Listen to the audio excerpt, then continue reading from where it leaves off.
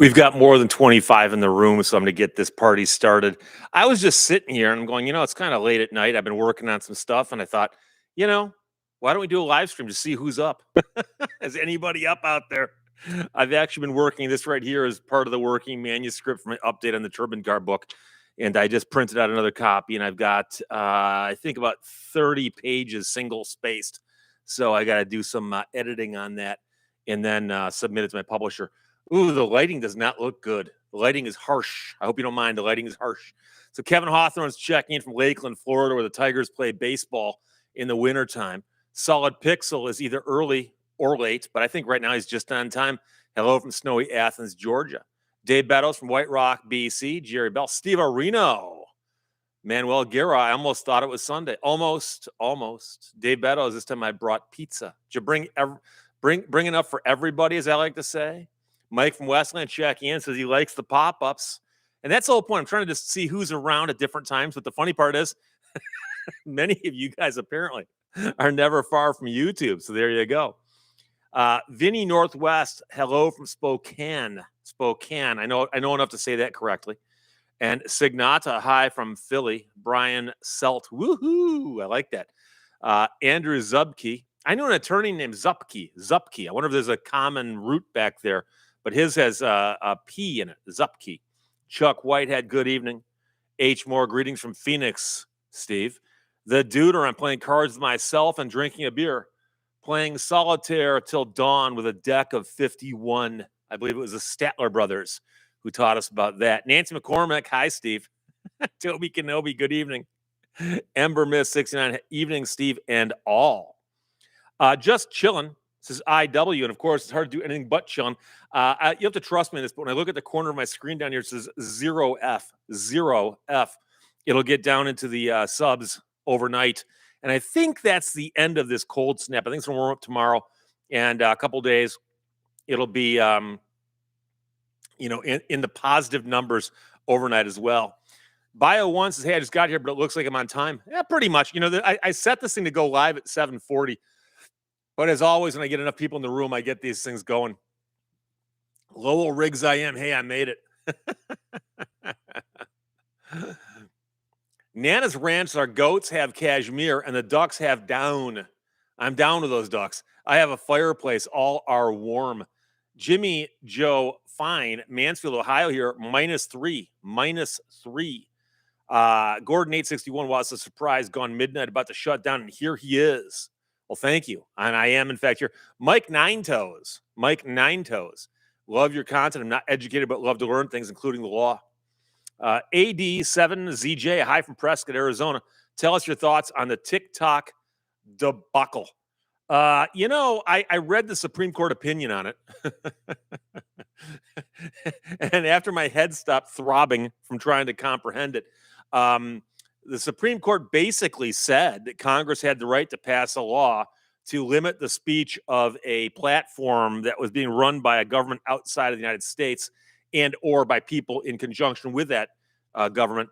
But it also pointed out that the president had the right under that law to step in and do something about it. So we'll see what happens. I'm not going to get too heavily into that because some might consider that to be political in nature. Jim 1450 from Sandusky, Ohio.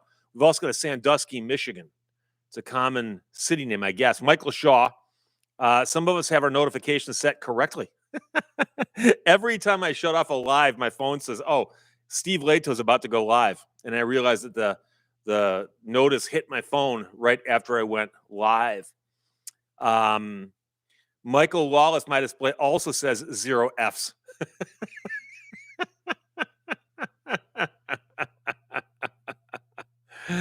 Mike McCagnon, Steve L for my gym workout, entertainment, greetings from Single Digit PA. I got to get out of this place. Eric Bird and the Animals, we got to get out of this place.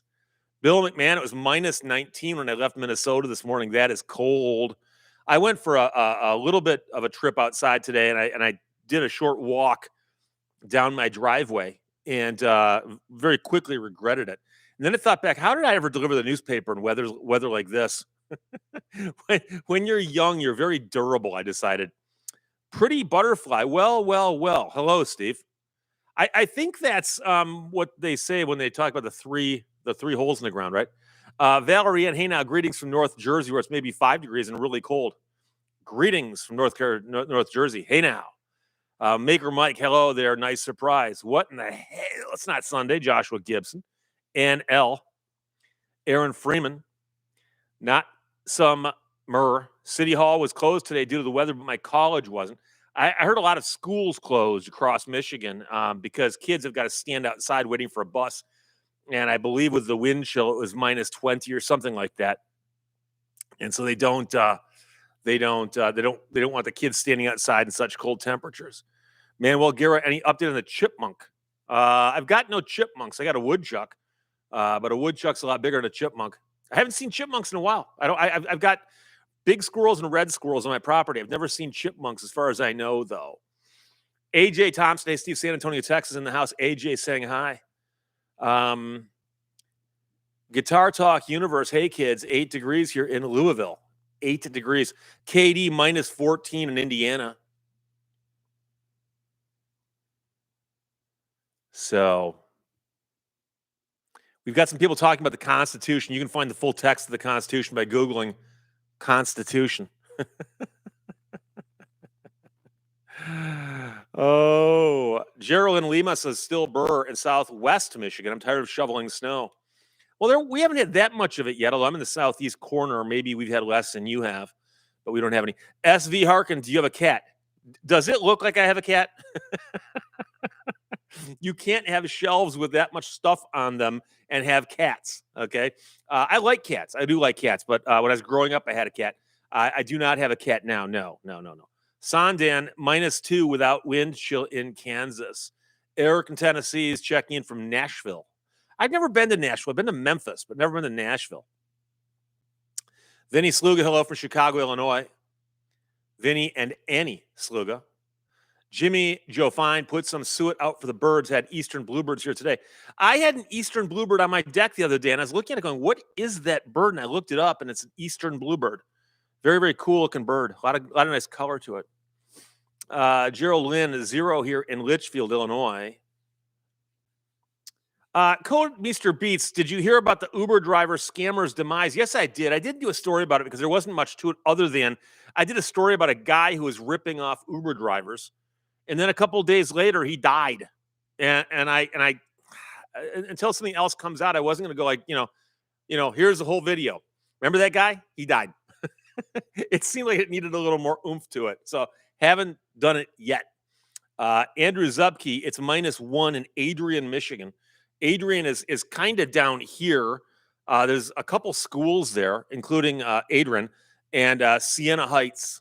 Siena Heights. I know some people who went to Siena Heights. I've also known people who went to Adrian. There's also a radio station there. A lot of people got their starts at in being disc jockeys and radio. There in Adrian, Michigan. So Michael Lawless, you only use the fun cars 6 months a year.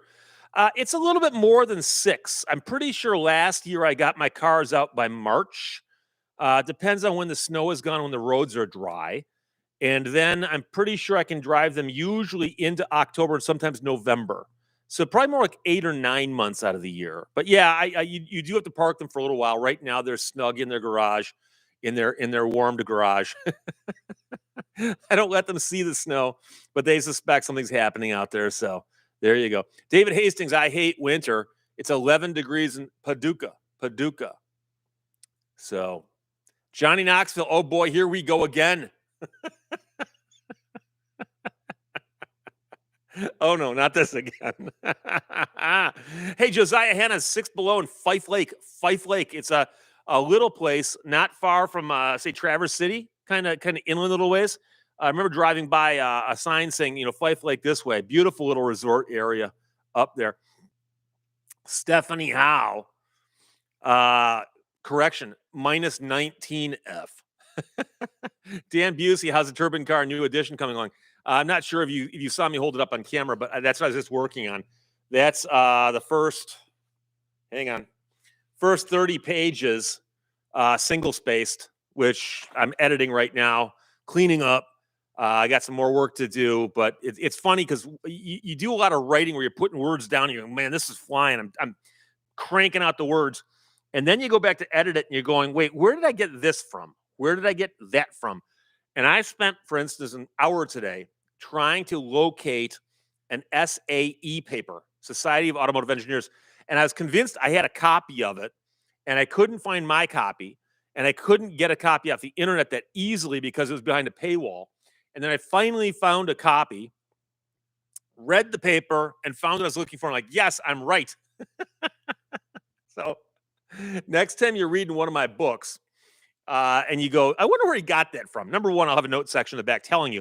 But number two, understand that once in a while, just tracking down one little fact can take an hour out of my life. But it's always fun because to read that SAE paper, it was written by a guy I interviewed years ago who's passed away now. And reading the paper he wrote reminded me of him. And in a roundabout way, I'm like, oh, I remember this guy. So Jeff Davis, people say Steve Lehto, he's a national treasure. I don't know if people say that. I heard a person say that. That was you, but sure, why not? Valerie Ann, already got about a foot of snow. I'm done. I wish I could hibernate. Oh, so what else is happening, my friends? New Zealand, beautiful summer day. Yeah, you guys got summer. 25C or 77F right now. Oh, I love my friends in New Zealand.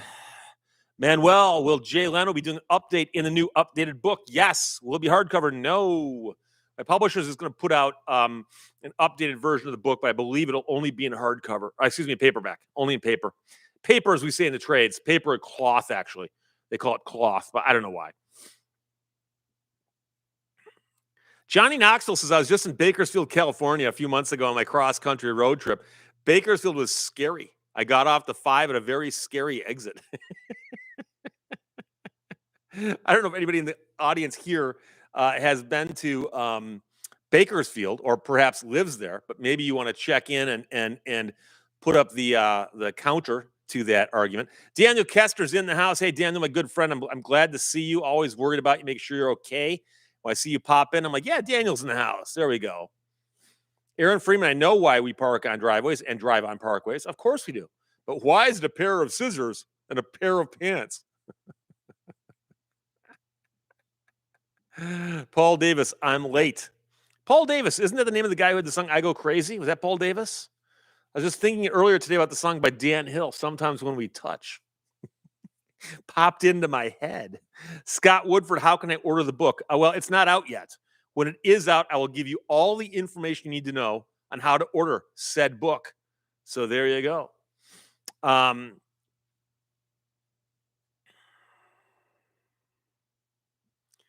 Richard says Australia cheats at anything in particular or just everything?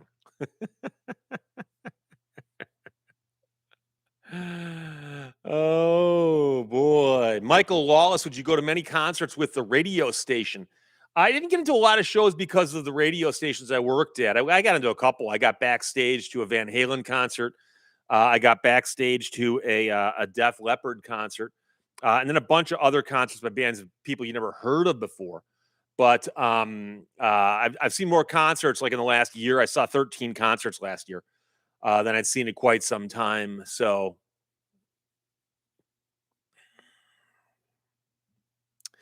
S. Gutag, did you already cover that we lost the last member of the band, Garth? No, I had not mentioned it. I saw that earlier today. But Garth Hudson of the band passed away, and he was the last surviving member. And the band, if you don't know, Up on Cripple Creek and The Weight and a few other great songs. But the band had an outsized influence for how they weren't exactly top 40 pop song hit makers. Even rock and roll stations didn't know what to do with them, but they're very, very influential in the field of music. And in fact, I've got a picture right there of Robbie Robertson, who was one of the singers in the band, but Garth Hudson was the keyboard player. And I believe it was in The Last Waltz where they're interviewing the various members of the band. And Garth Hudson, when he told his parents that he had joined a rock and roll band. He knew they would object. And I'm pretty sure that he's the one who said, when my parents said, "How could you do that?" He said, "Well, those rock and rollers don't know how to play music, right? I'm going to teach them. They're going to pay me to give them music lessons." And he implied his parents were like, "Oh, okay. So you're making money off them, right? Okay, good. Johnny Knoxville says Def Leppard's Pour Some Sugar on Me video has limitless amounts of beautiful ladies. I can also tell you that at the show I saw them at, which was in Saginaw, they had this round stage and they'd come up out of the stage and they'd go back under the stage. And rumor has it there were people under the stage other than them.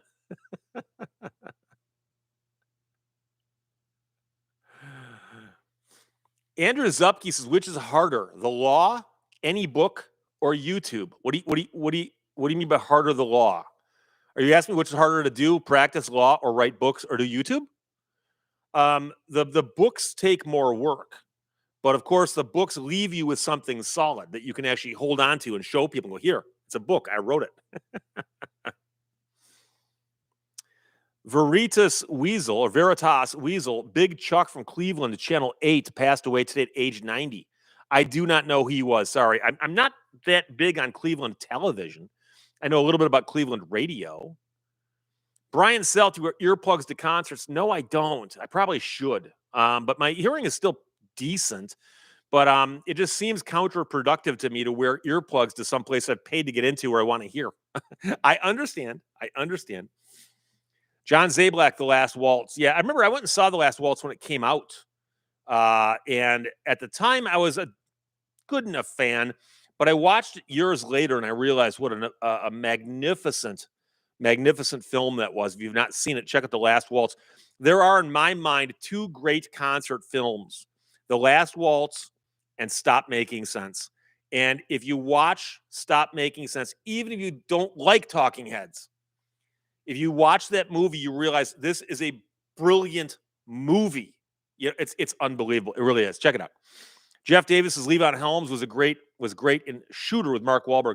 Yeah, Levon was a great guy too. Levon had a great singing voice. I mean, it was unbelievable. His voice, and he's one of the rare drummers who sang. And think about that. How often do drummers sing? I understand there's some Phil Collins. I understand that. The vast majority of drummers are not singers. And I think it was Dave Grohl who said, well, let's face it, drummers shouldn't sing unless you're Levon. So there you go. Amber Mist, the crew is under the stage. Well, I don't know if they called them the crew, but sure.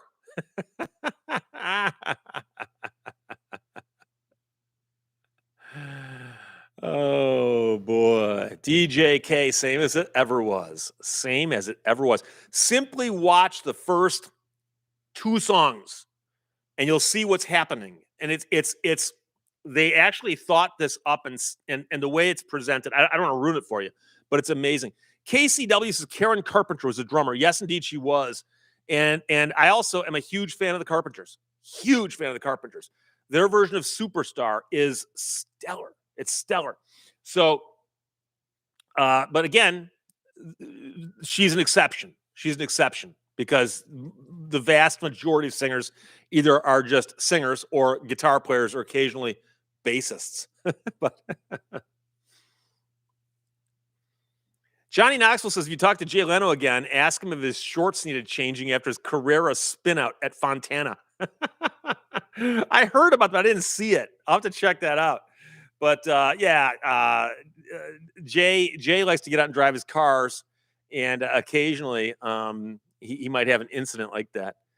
Betty Boop reminds us that Karen Carpenter was a drummer also. John Zablak says the band was mostly from Canada, eh?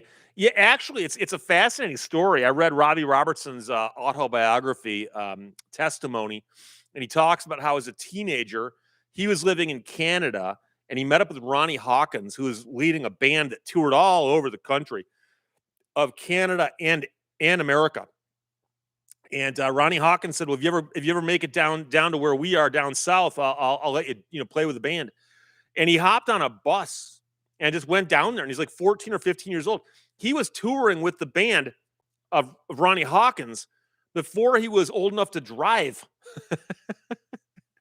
So, and that's where he met a bunch of those guys. That's where he met like Levon and those guys. So,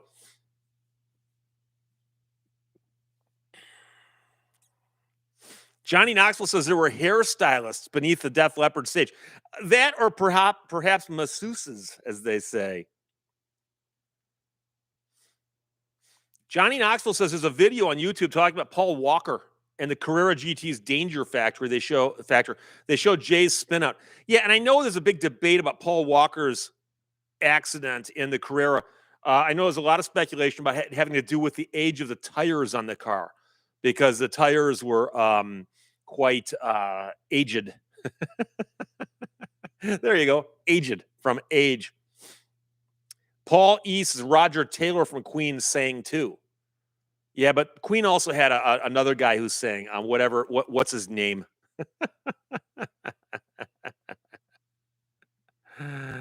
Oh boy. Offensively normal. Does Mickey Dolenz count as a drummer or singer? I'm not really sure what to make of which band members the Monkees were, because they were kind of an assembled group. And there you go. Lowell Riggs IM's already got to leave. Time to cook dinner. Johnny Knoxville tires on the Paul Walker Carrera GT were 9 years old. I can tell you that when I bought my Viper, it had the original tires on it. And let's see, it was it's a 99 Viper. I'm sorry, it's a I should know this. No, it's a 99 Viper with and I bought it in 2020. So it had 21-year-old tires on it. And the first thing I did is I switched them out. And I took David Tracy for a ride. And David Tracy is a writer for the Autopian, and he filmed me talking to him about the car and then pulling a hard acceleration away from a light. And he goes, "You got this car from the original owner?" And I go, "Yeah, it even had the original tires on it." And all kinds of people are coming and go, "Dude, you're stupid. Change the tires. What are you, stupid? You're stupid." It had, past tense, past tense. Scott Woodford, what do you think of Primus? I've heard of them, heard their music, but that's about all I can say. Charles Widmore, listen to the Monkees' psychedelic album named Head. Yeah, and they also had a movie. But I had a bunch of Monkees albums. I like the Monkees. They're actually very good as far as just a typical pop band goes, So Jeff 1618 says my name is Mud. Okay. William Fielding Howdy from Huntington, West Virginia.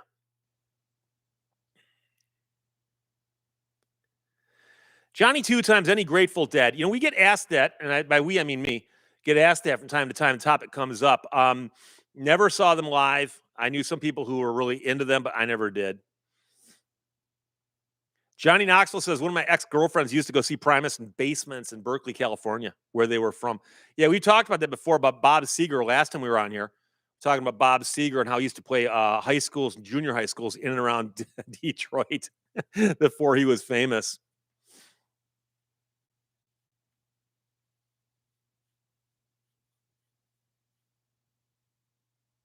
Johnny Quest says maximum age to recap a tire casing for semi-trucks is 5 years. Okay. I don't know much about truck tire recapping, except I can tell you that occasionally I see the truck tires on the side of the road where something failed. So there you go. Scott Summers, did or do courts close due to weather?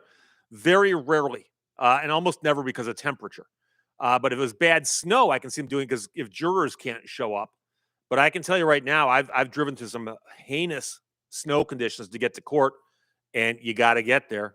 So Patrick R's Ghost is only bands I've ever seen at concert have been tribute bands.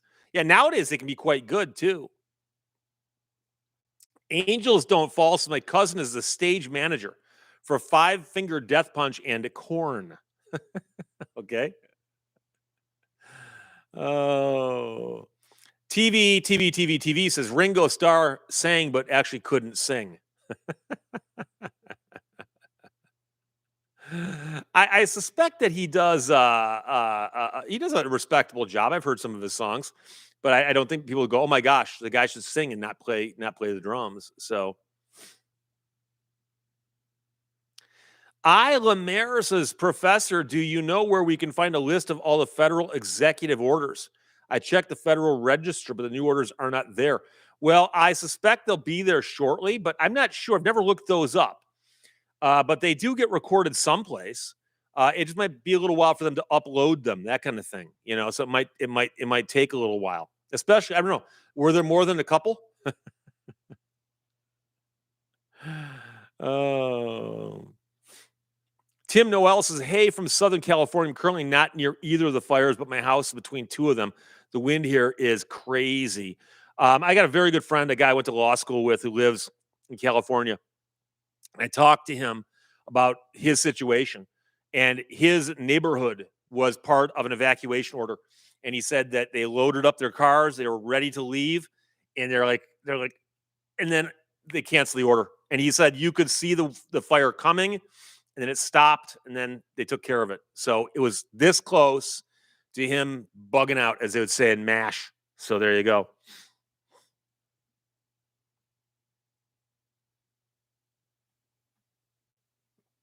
Oh boy, I jumped again. Bob Bong checking in from Niles. Thank you very much.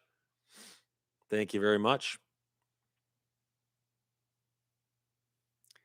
David Turchik says, "What about Anne Lantry of the Honeycombs? I am unfamiliar." Anthony says, "I'm invisible, I guess, so I'm going to head out." Okay. I apologize. All I can tell you is, like I said before, I watch these videos later and watch the feed to see what I missed, and occasionally I do miss things, and I say, "Oh, I didn't catch that before. I'm sorry about that." So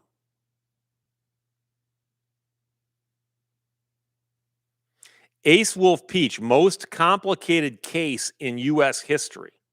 Are you asking a question? There's no punctuation with your words there. I'm just wondering if that's a question or a comment. There have been some long running cases. I can tell you, when I was in law school, I actually took a day off one day and went down and watched part of the McMartin preschool trial, which at the time was the longest, and may still be, longest jury trial in American history. And it was an absolute waste. It was an atrocity. So the Grass Assassin says, Westfield, New York, checking, home of Welch's grape juice. There you go.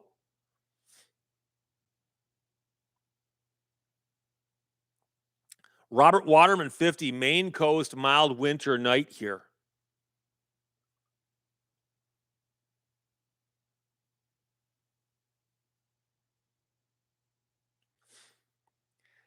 Ace Wolf Peach, I've been in court for every month for 8 years.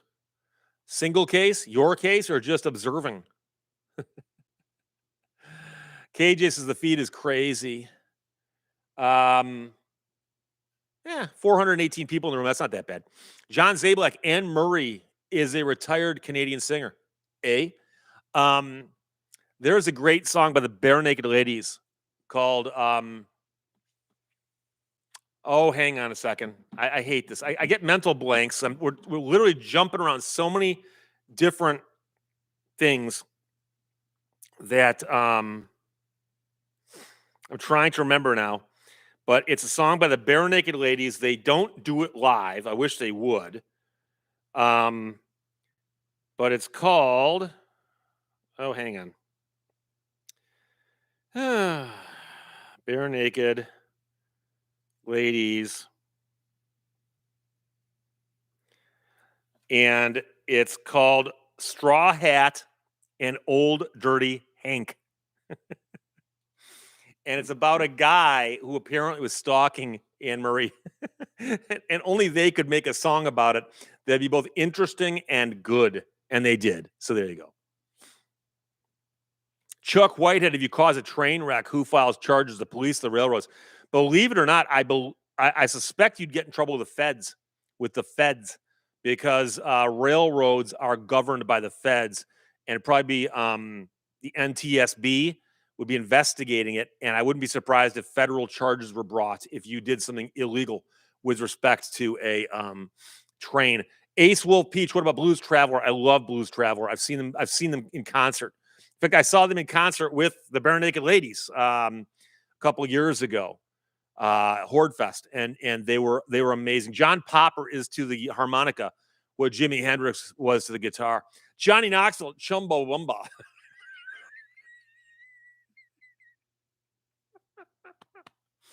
Tub thumping. What's funny is that song actually gets a lot of grief because the band name is silly. Chumbawamba and Tub Thumping. And I read an interview with them. Apparently, they were kicking around for years before they had a hit. And then when they had a hit, years before they had a hit.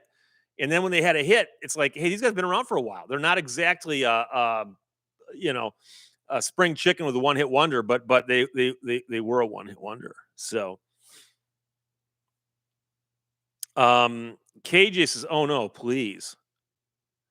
G Keyman 567, you're hinting you're getting older. Well, I'm getting older at the same rate all of us are. But I have to tell you, and this is I actually like this because I like doing these live streams where we talk about anything and everything, meaning that we can talk about one-hit wonders and bands and movies and the law and anything else. And it jumping around like that mentally, I think it helps keep me sharp. Until one day I'm going to log in and go, what are we talking about again? Jason Finch, hearing that name again lowers my IQ. What, Chumbawamba? Oh, boy. Ace Wolf Peach, hey, I'm a big fan of Chumbawamba or Dermo 10 says we're traveling into the future at a rate of 1 second per 1 second per second. And don't forget that Steve Miller said time keeps on slipping into the future. Isn't time slipping into the past while we slip into the future? But I'm not sure if Steve Miller was actually correct there. So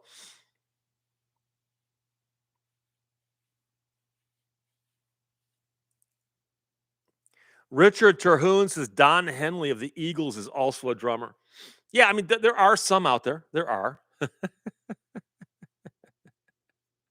Johnny Knoxville says we are helping Steve defeat dementia. It's not you're helping you defeat it. You're just helping you hold it back. It's winning. Don't get me wrong. Bill Thomas, greetings from California. Simon Relic, I love Tub Thumping. The band or just that as an action? John Nowak Jr., have you ever been to the Toledo Speedway Jam? No, I have not been. I've never been to any big outdoor festival like that. I'd like to, but I never have. And again, as I get older, the odds of me wanting to stand around ankle deep in mud, as I like to say, especially when it hasn't been raining for a while, doesn't sound that fun. I was talking to somebody who went to a big show like that and said that he was standing there literally ankle deep in mud. And he thought to himself, wait, it hasn't rained in days. And he realized where that mud comes from. TV says time waits for no one. And I'm a huge Rolling Stones fan. I've never seen them live in person. I've seen them live on halftime shows and stuff. But their music, they don't get as much credit as they should for how sophisticated a lot of their music is. I know a lot of people say, "Well, yeah, I love the Stones," but you got to really understand how much ground they've covered and how sophisticated a lot of their music is, even their early stuff. So, NC Farmer, thumbs up for my man Steve. Thumbs up for my man NC Farmer. Angels Don't Fall, the first album from Sugar Ray.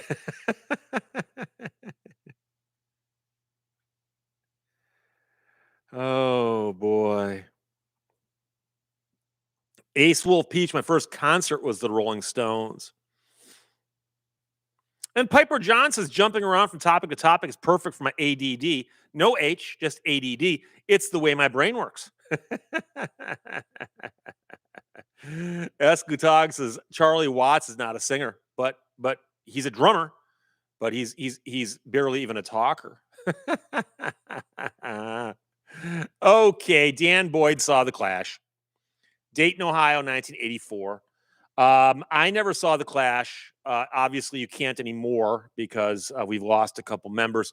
But the Clash, they toured with, they opened for the Stones one year, and the sad part about the Clash is they had the album London Calling, which is one of the greatest rock and roll albums of all time.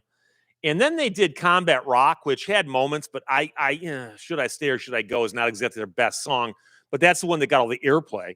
And now it's like in like, telephone commercials and stuff. But they were an amazing band, and unfortunately, they then broke up. A couple members had issues, and then we've lost a couple of them. So Alexander Ganaka asks, "Who's worse, John Mayer or Dave Matthews?" And I've gained one bit of wisdom as I've gotten older, because I've actually come around and found some bands that I like now that I hated as a child or a young person. And I realized that if I don't like somebody, somebody else does. If their cup of tea, great. And it turns out later on you might come around on it. So I don't badmouth bands the way I used to. There was a time if you offered me tickets to see a show of a band I didn't like, I'd get mad at you. And I realized later I should have just said no. Or I should have said, sure, I'll go, and just who knows, maybe I'll enjoy it. You never know. Al East, my first concert was Steppenwolf. Steppenwolf with John Kay and Steppenwolf. Oh boy. Manuel Guerra, what's on the floor behind you? Is that for sound? There's carpeting on the floor behind me, along with all kinds of other stuff. Angels Don't Fall calls out the town of Pinconning, and I'm not sure why. I probably missed a question. Pinconning's a little town kind of north of Bay City in Michigan that's somehow known for cheese. Cheese. I'm not kidding you. If I had more time, one of these days, I need to get another monitor up here and figure out, I know you can do it, where I can put photographs up on the screen while I'm talking. Because I was passing through Pinconning a couple years ago, and somebody had out in front of their business this big mouse, not a real mouse, but a model of a mouse that was like 7 feet tall, and he's eating a block of cheese, and I got my picture taken next to the gigantic mouse.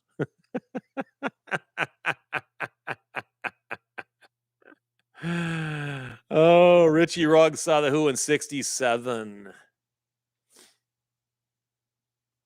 Dan Boyd saw Weezer. Angels Don't Fall, Wilson's Cheese. I believe that was the store it was in front of. I believe it was. Chip misspelled the Bay City Rollers, and I love the Bay City Rollers. And it wasn't until recently I discovered that the song that they did called The Way I Feel Tonight was written by a guy named Harvey Shields, who sang a version of it himself earlier. And it's the mellow ballad, and his version is different than the Bay City Rollers. I'm fascinated by bands who redo a song, and if they make changes to it, why? Because sometimes it's obvious and sometimes it's not. And so with the Bay City Rollers doing the song The Way I Feel Tonight by Harvey Shields, they drop an entire verse out. But they do it because they were aiming their music at younger kids. And I believe it's the fourth verse, implies that they may have spent some time together overnight. So to make the song G-rated, they removed that verse. And it reminds me of the song Downtown Train by Tom Waits. And of course, Rod Stewart had a version of the song. He often performs it live. And Tom Waits says, outside another yellow moon has punched a hole in the night. Yes. And Rod Stewart says, outside another yellow moon has punched a hole in the night. Mist. And he actually changes the yes to a mist. When I first heard it, I thought, wait, did I hear that wrong? And if you look up lyrics on the internet, you can find those. If you look up the Tom Waits version, it's yes. You look up the Rod Stewart version, it's mist. He changed a word. Oh, boy.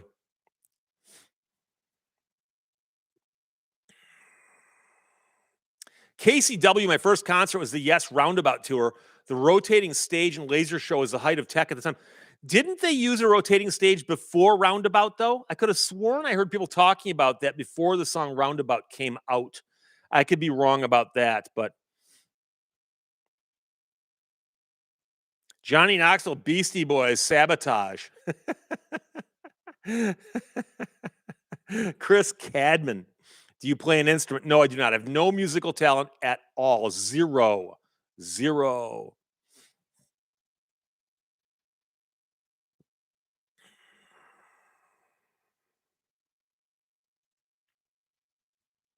Redneck Coder says, wait, Steve Lehto is not wearing an Eddie Bauer shirt?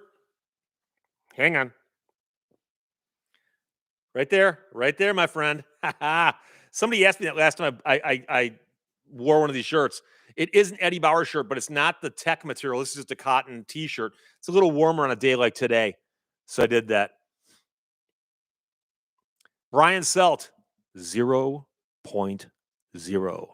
Fat, drunk, and stupid's no way to go through life, my friend.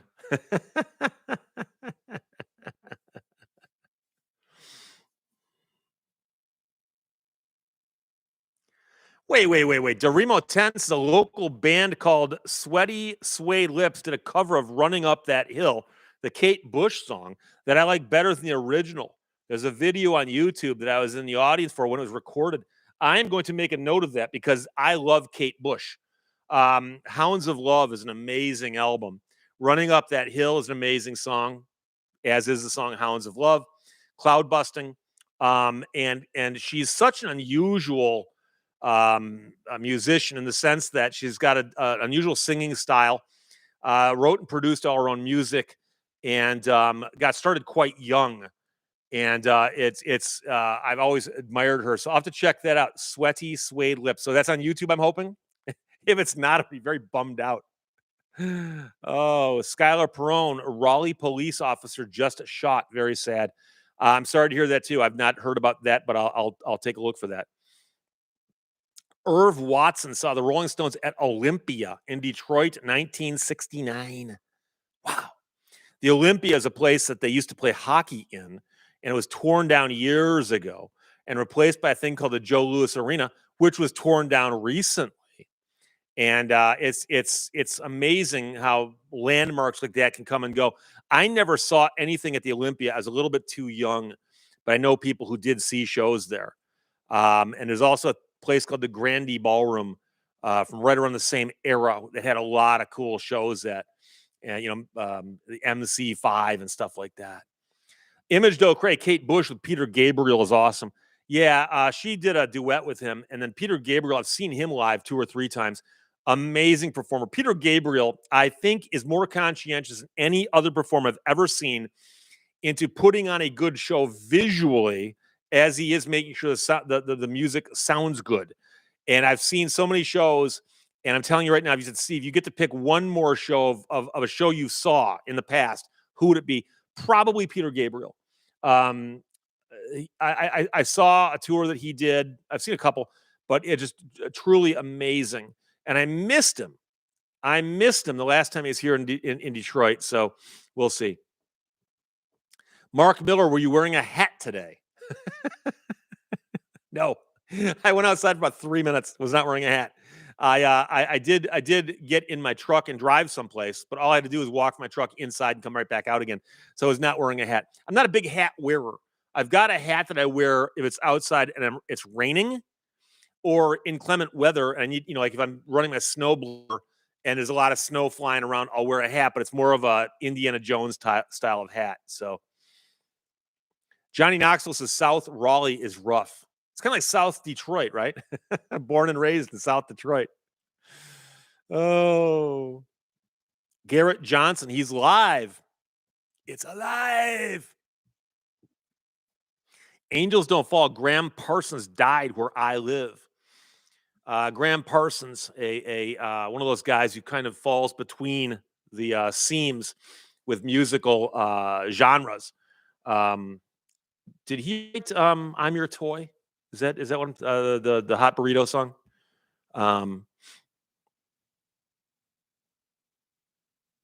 Red Fox Man, what did they put in the Joe's Arena spot? I believe it's condominiums, expensive condominiums. But I can tell you that I heard they're going to tear it down. Hadn't thought much about it. And then I was running the marathon a couple of years ago, and you come around Cobo Hall, came around the corner, and boom, gone. Joe Louis Arena used to be here. Where did it go? Oh boy. Chris Cadman saw Iggy Pop and the Clash at the Fox in Detroit while the theater was still a mess. Yeah, the Fox has been cleaned up quite a bit. I've seen several shows there recently, and the Fox is beautiful now. In fact, I think the Fox where I saw Cyndi Lauper late last year, and then I also saw Cirque du Soleil do a stage show at the Fox recently, and it's a really really cool venue because it's all been completely restored, and it's got that old feeling to it. So, Ace Wolf Peach, what do you think about Leonard Peltier getting freed finally? I'm a firm believer that he did not get a fair shake, but I understand that some people might disagree with that. But I can tell you, unlike most people, I've read all of the opinions written about all of his appeals. And some of his appeals were denied on technical grounds, where the courts basically said, well, we don't really care if you're innocent or guilty. There's a technical reason that we're going to leave you in jail. So Johnny Knoxville says South Detroit is the Detroit River, or it's Windsor. Windsor, Ontario. Slackerman says Lehto Tuesdays. We could call this a Taco Tuesday or Lehto Taco Tuesdays, I guess. Why not, you know? Oh, boy. Lehto had a daughter. I don't get it. Someone call it Stomp, Johnny Knoxville. Stomp? I've seen Stomp. I saw Stomp in London, I kid you not, about 15 years ago. And I was kind of impressed. You ask yourself, how much entertainment can a bunch of people make on stage, just making noises like stepping on things or tapping their feet or hitting stuff together? And 45 minutes later, you're going, wow, this is pretty cool. Richard Wooding, good evening from a hot Cape Town, South Africa. Please tell us how hot it is so we can get jealous. Eric in Tennessee was born at Hutzel Hospital and lived in Dearborn as a child. South Detroit it was. Yeah, Dearborn's a big town in Wayne County, Michigan. And of course, that's where Ford Motor Company is headquartered. And Ford Motor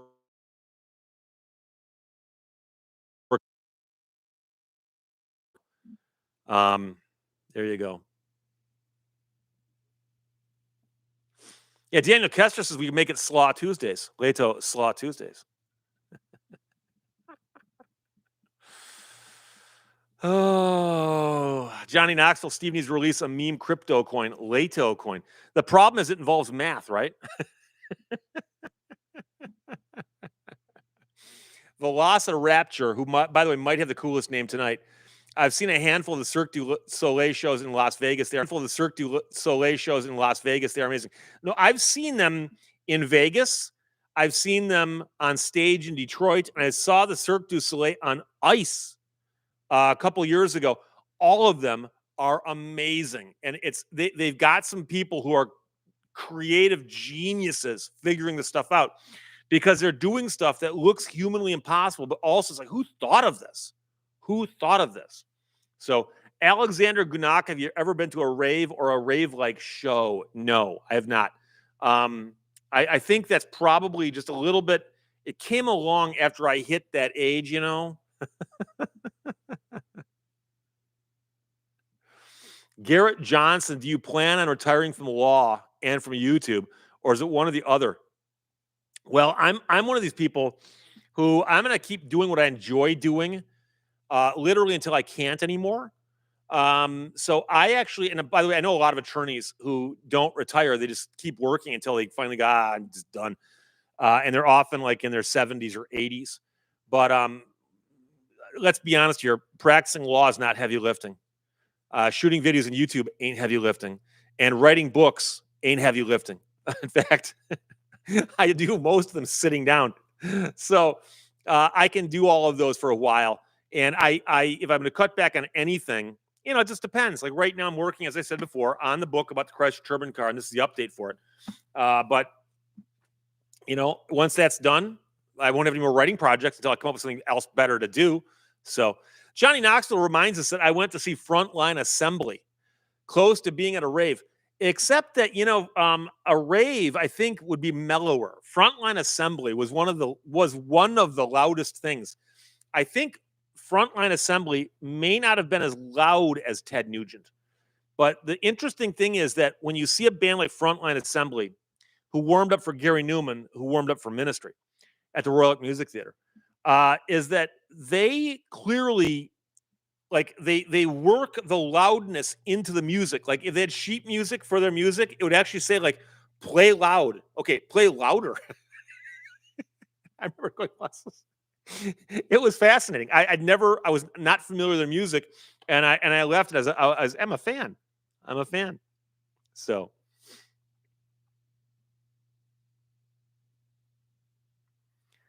let's see here. Hang on a second. I made the mistake of there we go. Redneck Coder says Steve Lehto, lawyers have three paths. You can work until death, become a politician, or retire to a golf course. I've told the story before, but I have to mention it because I like this guy. But there was a guy named Lenny Lemberg, and he was an attorney in southeastern Michigan. I got to know the guy because he represented car dealerships and I often sued car dealerships. And he practiced law well into his 80s. This guy was rich. This guy didn't have to work. He just worked because he liked it.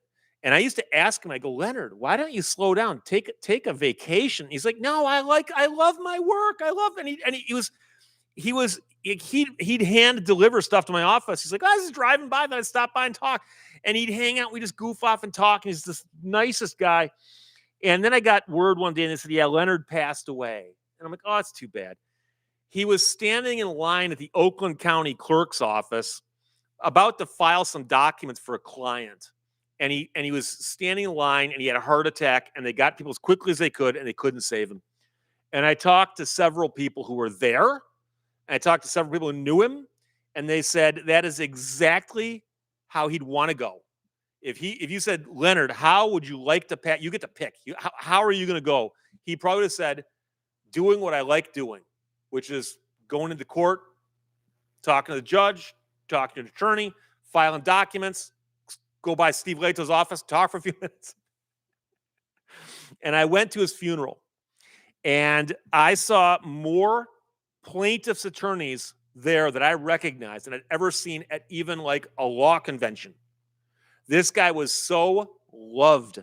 He wasn't just respected, he was loved. And it was amazing to see. He was such a great guy. And Richie Ruggs says, lucky is the man who loves his work. Absolutely.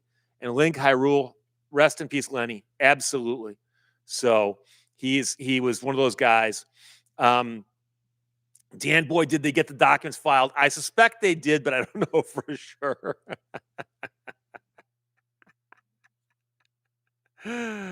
Oh boy. So Velociraptor says Walter White died along, doing what he loved doing. Oh my gosh.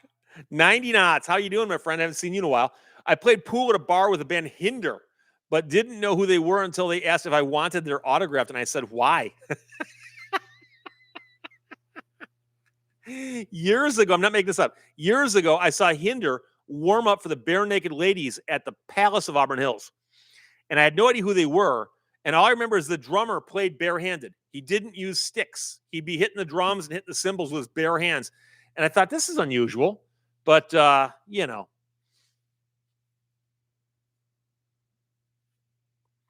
Image Joe Craig says Peter Gabriel's Up Tour was created by the same guy that created Cirque du Soleil's Vegas show. It wouldn't surprise me. There's a lot of that kind of staging going on. Fatty McButterpants, don't die on a live stream. What do you start typing? Hey, you okay? Hey, you okay? Steve, can you hear me? Can you hear me?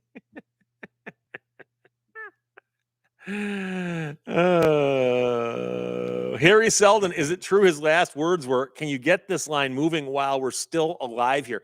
No, I suspect his last words were just chatting with the guy behind him going, I've never met you before. Are you from around here? Oh, my name's Leonard. Yeah, that's the kind of guy he was. My favorite one is Huey Long, who was assassinated on the front steps of the State House in Louisiana. His last words allegedly were, dear God, don't let me die. I've got so much left to do. But he died. So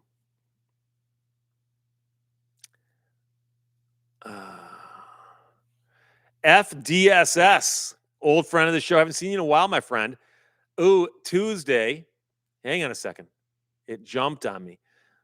Live. Nice. Hulk smash that like button, folks, please. And thank you kindly. 398 people in the room. I think we got over 400 a little while ago, but whatever.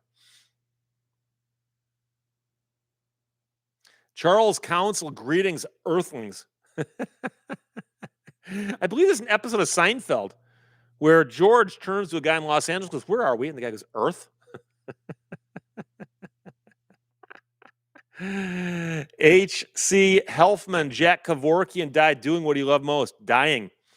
I met Jack Kevorkian, and I've told this story before, but I met Jack Kevorkian because he lived not far from my old office in Royal Oak, and he was running for office in Michigan. He lost, but he's running for office, and he's gathering signatures to get on the ballot. Someone told me they saw him, and I ran over there, and I'd heard that he likes history, so I gave him a copy of my book, Death's Door. And I said, it's a history book. I told him what's about. He goes, "Oh, thank you." And I signed it. And I gave it to him.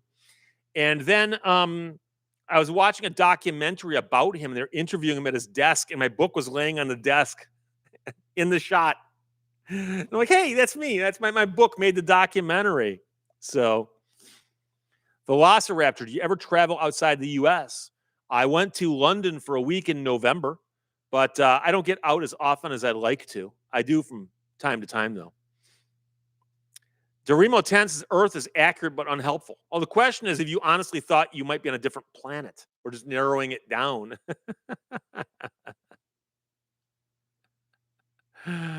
Oh, Jack Kevorkian secured the dead vote, says Johnny Knoxville. Oh, Daniel Kester, did you ever consider writing about the Edmund Fitzgerald, the boat that sank? No, because there have been several books written about it, and so I've read the books and I'm fascinated by the story, but I'm not going to read a book where it's been covered before. So, Johnny Knoxville, Mission to Mars. There's also 30 Seconds to Mars with Jared Leto. Harry Seldon, how big is your law firm?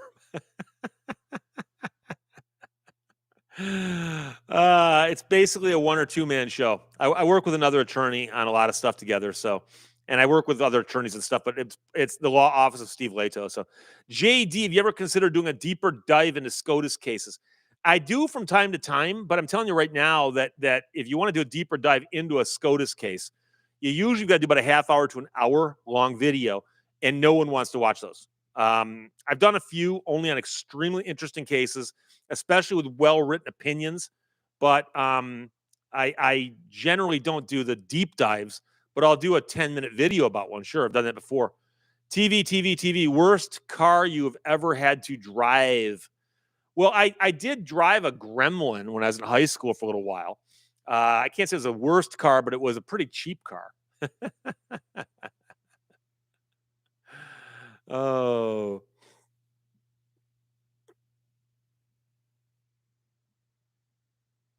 Johnny Z. Bradley points out that Mars ain't the kind of place to raise a kid. In fact, it's cold as hell.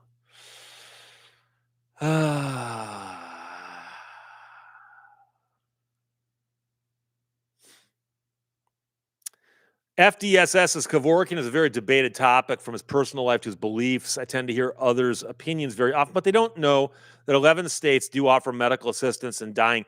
He put that debate on the map. He did. And I think it's an important topic. I think it's something people should talk about. And you have to remember that he helped people end things who were in so much pain that there was no other way to end it. And you have to remember that he was tried like 10 times and he was found not guilty by every single jury up until the last one, where he basically punted and said, I want to go to jail to prove a point. And their argument was that what he's doing as a doctor is he's ending their pain. And they'd put in the evidence of the victim talking on camera about how much pain they were in and how badly they wanted the pain to end. So I think if nothing else, he did get that topic front and center in America.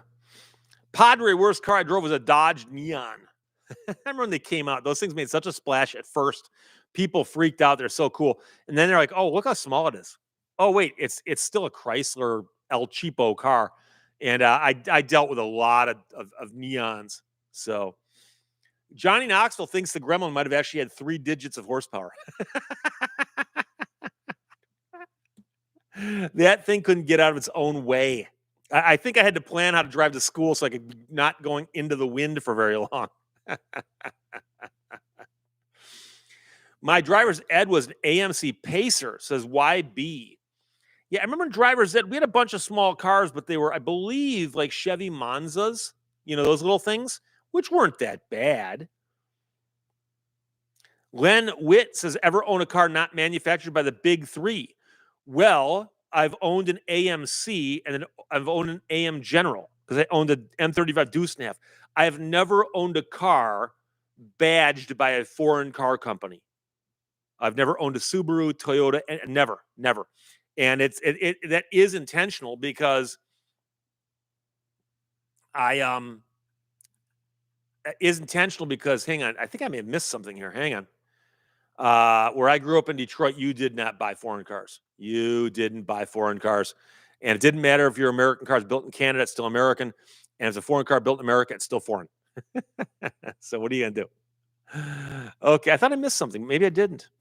So for the two says I challenge to at least try Notebook LM by Google. I'm sorry, but I literally don't know what any of that means except for the I challenge to. Beyond that, I don't know what Notebook LM is. Don't know. Sorry. Steve, I hear the Citation was a bad car. I believe that's a GMX car, right? GMX cars had all kinds of problems. Harry Selden says it is ironic that people call it humane to euthanize a suffering animal, but not a suffering human. And I've heard arguments going both ways. They say, well, next thing you know, they're going to be pushing people to do. I'm saying, if nothing else, as an intellectual exercise, it is something that should be discussed. Angels Don't Fall points out the word Citroen, which is very, very close to the French word for lemon, but it's not the same. I talked to my good friend JP about that. He says, yeah, it's not the same, but it's close. It's close. 1970 Scout 800. We should do an interview with my lawyers, David Lane and Liana Orshan in Denver. I believe I've already spoken to David Lane, not recently, but a while back. I interviewed a bunch of Timothy Masters' attorneys back when I wrote the book with him, Drawn to Injustice. But it's been a while. Harry Selden, as a replica, wouldn't your Cobra be not built by the big three? Yeah, but it's an American badge though. I never said I'm anti non-big three. I said foreign cars, and trust me, Carroll Shelby's an American. Oh boy, KJ, more about the turbine car. I've done so much about the turbine car. If you have specific questions, I can answer them, but I'm not going to sit here and just start spouting stuff off. Oh boy. Daniel Keister, I've driven a DeLorean. I've never driven or sat in a DeLorean. I've seen many of them. Yeah, Johnny Z. Bradley says Meekum sold a Chevette for $33,000 the other day. It was an immaculate Chevette. Somebody saved a Chevette. It's like, there you go. 1970 Scout 800. Yes, I know. I covered your story about Montrose, Colorado. I know that.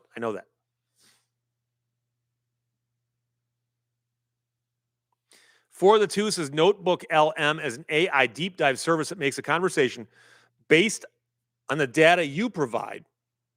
The key here is you provide the facts. Just think you could make something interesting with it. Okay, I'll take a look at that.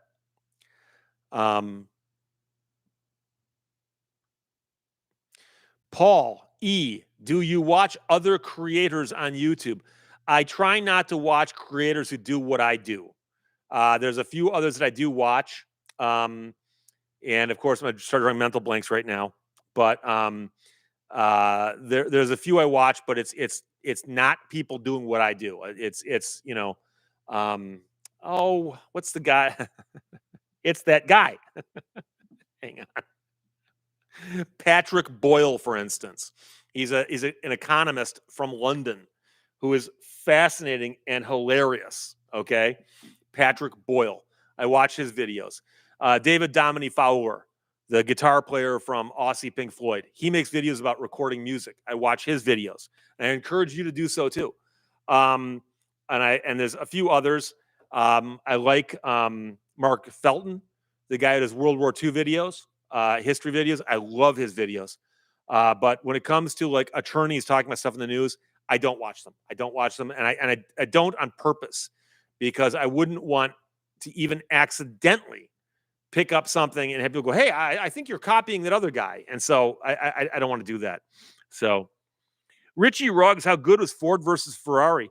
It was pretty good. It had some issues in it. They had to Hollywood up a few things, but it was pretty good. I heard people say that they thought it was relatively accurate, or at least as good as you might expect for something from Hollywood. So Red Fox Mad just checks in the bright yellow box, and I appreciate that. But if you get a billboard like that, you can put something in there.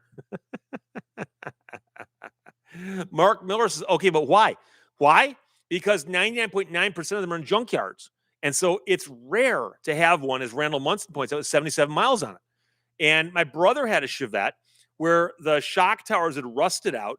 He had welded in metal straps and kept the thing on the road and drove it until it rusted into a heap, and then shoveled it into a garbage can, basically, and took it to a junkyard. And the fact that one still exists, it's like, hey, look, an exemplar of what a Chevette used to be. You don't have to take it out and drive it, but trust me, you bring that to a car show, people will crowd around and go, check this out, it's a Chevette. Hey, check it out. NZ, Kiwi, NZ from New Zealand. I'm in Alive, my first car, 197. Not sure what that means. But hey, I'm glad you're here. I'm curious what time it is there. I'm guessing, is it like midday there, like tomorrow or something? So, yeah, like Velociraptor. Do you like Dr. Todd Grandy? I don't know who that is.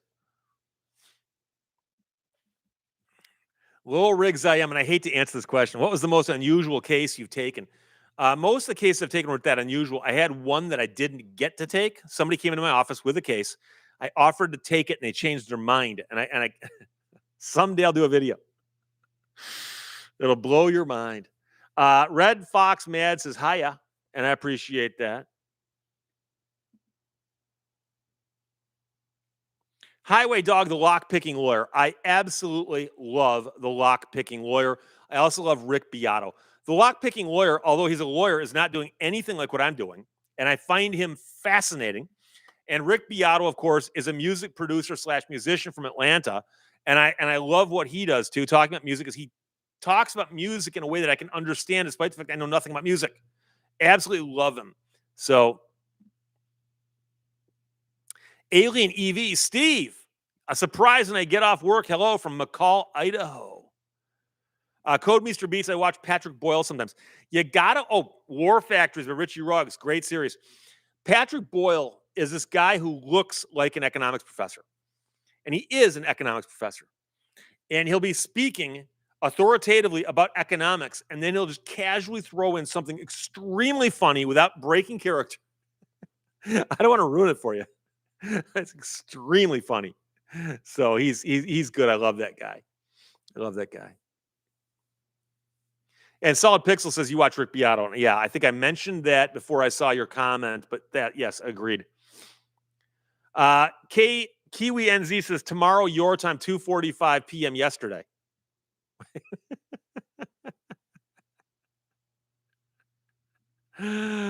Oh boy. Johnny Knoxville, Dr. Grandy does videos about current events, and he analyzes the mental states of people in the news or stories in the news. Okay, I've not seen him. I was unaware of it. NZ Kiwi says, sorry, I'm drinking at home. There's nothing wrong with that. It's the one place you're allowed to drink, and just drink to your heart's content. Ain't nobody can cut you off except for physics. Like, you run out of stuff. Nana's Ranch, my first car was an Oldsmobile Delta 88 1970s version. Drifted like no other car on US 101 southbound Madonna ramp, off ramp in San Luis Obispo, California. San Luis Obispo. There's a great restaurant there called Hudson's. It's still there. SLO is also where Richard Blade worked briefly in radio before coming down to Los Angeles, working at KROQ for all those years. He also worked at KNAC.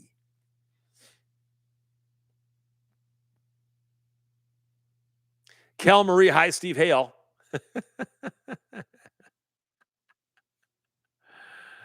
Oh, boy.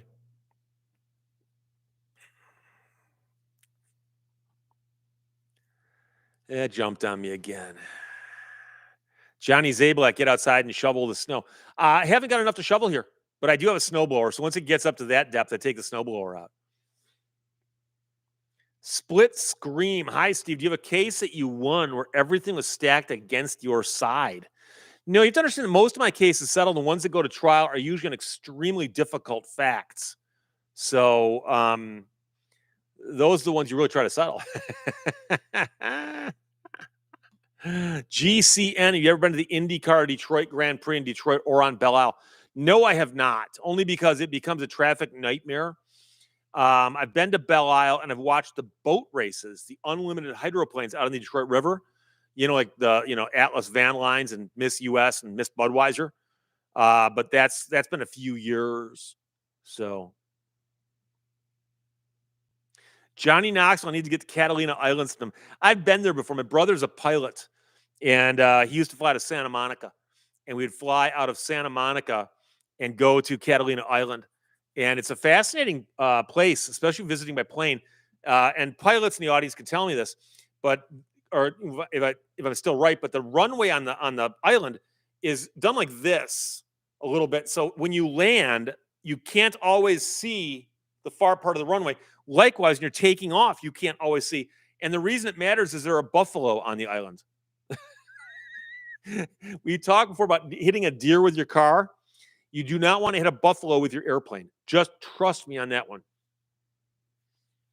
JD, what about the Indy Speedway? I've never been to Indy. I've also never been to MIS, Michigan International Speedway. We've actually got a track that's a big super speedway. I've just never been there. It's so far out in the middle of nowhere in Michigan, Brooklyn, Michigan. So, Fatty McButterpants, I'm typing in the chat in a DeLorean 3 weeks ago. Are you going 88 miles an hour?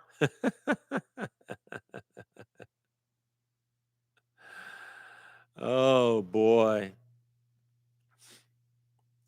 Richie Ruggs, I saw the first car to break the sound barrier in Gerlach, Nevada. Is there a car museum there? Glenn Combs, I love the old hydros. Turbines just aren't the same. You mean the Allison aircraft engines? They called them Thunderboats for a reason. They put up quite a racket.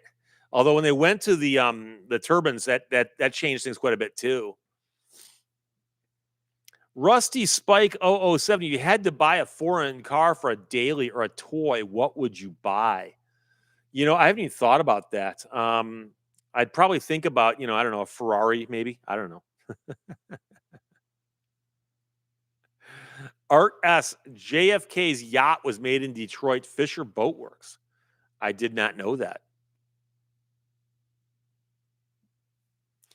1970 Scout 800 Cadillac Cimarron is a Buick. Yeah, there was a time when Cadillac was trying to put an entry-level car on the road. It's like, you don't need an entry-level Cadillac because that implies that Cadillacs are achievable by poor people. And then rich people don't want to buy them. Oh, boy. Johnny Knoxville, Miss Budweiser.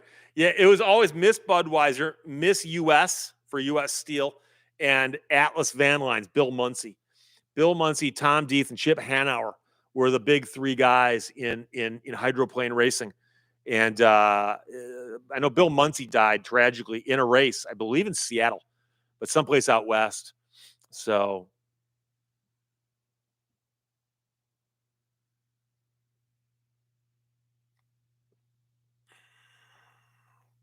Souls Slows says Steve Lehto in a Ferrari would be awesome.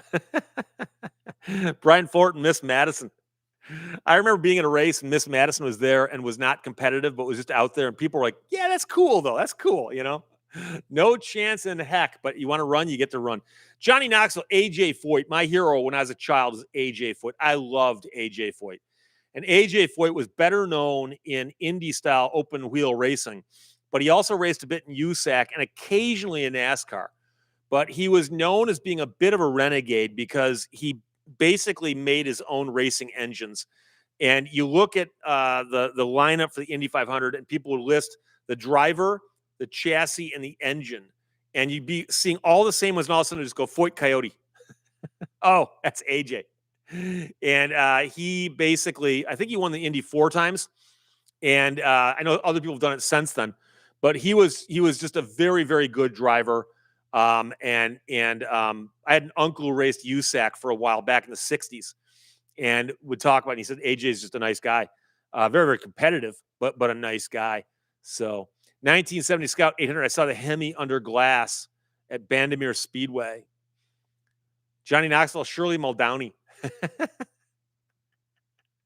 Talk about a woman kicking you know what in a man's world. And she was such an anomaly. Now I know other women have come racing since then, but Shirley Muldowney, you know, it's hard. You know, it's one thing if a woman wants to get involved in some sport and compete with the men, but you can't say that, okay, she's in a car over here, you're in a car over here, and she beats you. You can't, well, she had an advantage. She's a woman. So I always really respected her.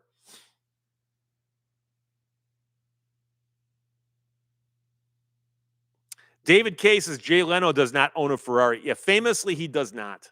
He does not. Jim B. in Oak Harbor says your set is interesting, but I imagine you'd have a more comfortable chair. Going forward, I am never going to mention anything about the chair other than when somebody asks about it. So there you go.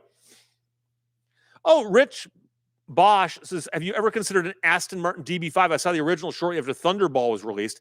Thunderball, of course, was the James Bond film that had a jetpack in it. But I just watched Spectre. And I like most of the Daniel Craig James Bond films. But I'm watching Spectre going, oh, they did it again. They got a plot that I literally have no idea what's happening. How did he know to go there? What's he doing over here? Who's this guy? But I believe there's an Aston Martin in there also. Those are interesting cars. I don't know why they don't do it for me, but I know they're very rare, very collectible, very cool. But there's one of those I'm not quite sure about. Bernadine Sackninger says that Shirley Muldowney hated being called Cha-Cha. I can see why. I'm not sure if she encouraged that or somebody just gave her that name, but I'm sure it also did help bring people out for whatever reason. It's kind of like Charo.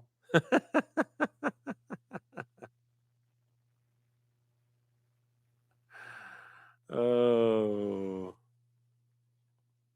Chris Cadman, don't forget Jungle Pam.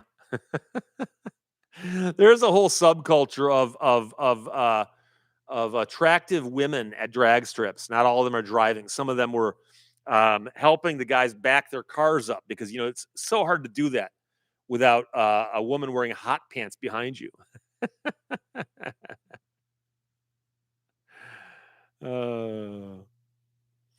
Daniel Kester, AJ Foyt was the first to win the Indy 500 4 times. Also, most times to come in second, and that's a record. Well, it beats coming in third, but no. Oh, blah blah blah. Did you watch the first annual jetpack races in Dubai? No, I did not. I didn't know they were on. Harry Seldon reminds us the Spanish Inquisition used the comfy chair as a torture device on Monty Python. Bring me the comfy chair.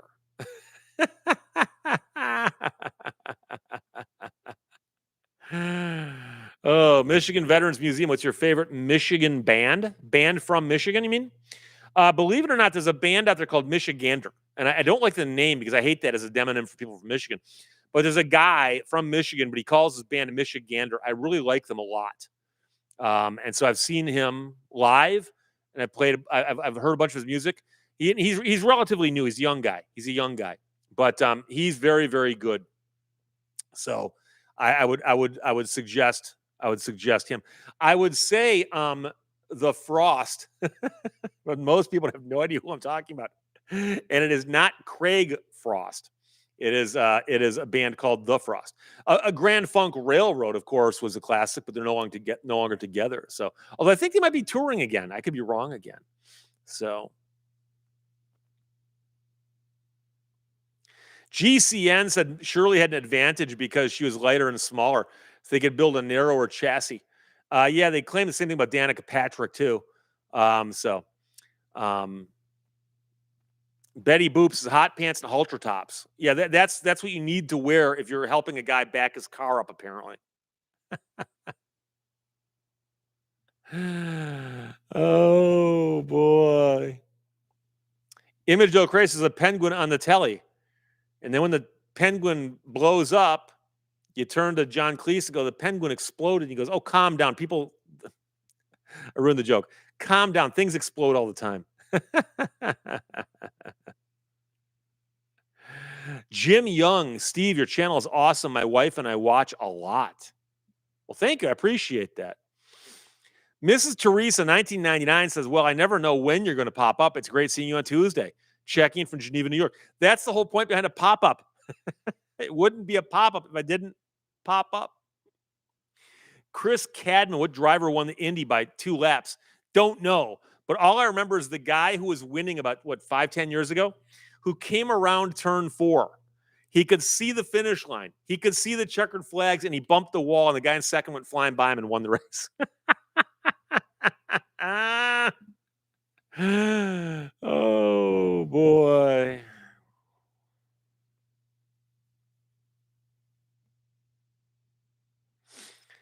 Sholo Poet just popped in.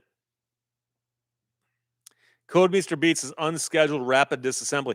Well, the guy crossed the finish line. He just crossed the finish line really slow compared to the guy who passed him a second earlier. Art S says drag cars can't put full power down to the track until you're about 2/3 of the way down. Driver's weight doesn't matter much.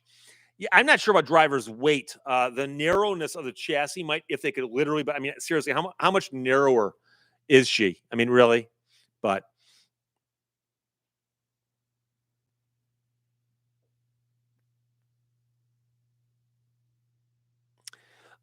Veritas Weasel says, "Have you seen the Rusty Wallace Pepsi commercials with a hidden camera?"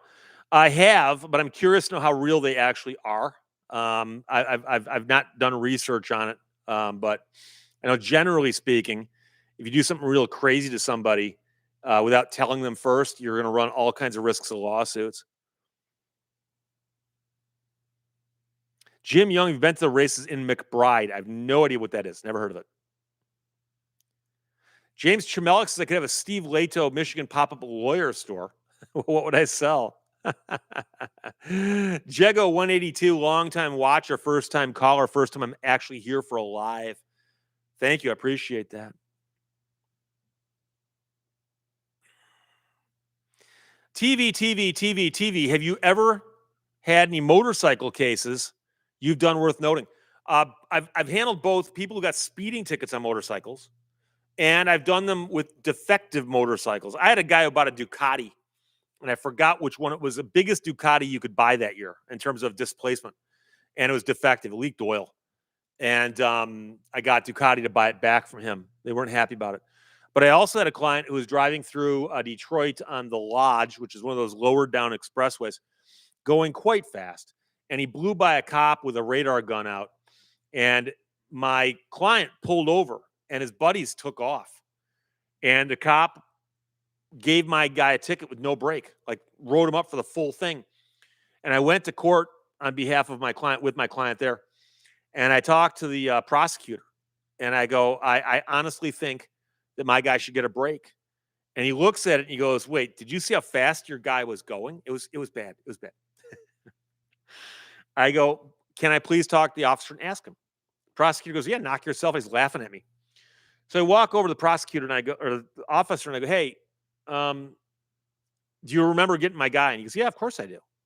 One of the fastest pullovers I ever had." I go, has it occurred to you yet that my client stopped and the other guys took off?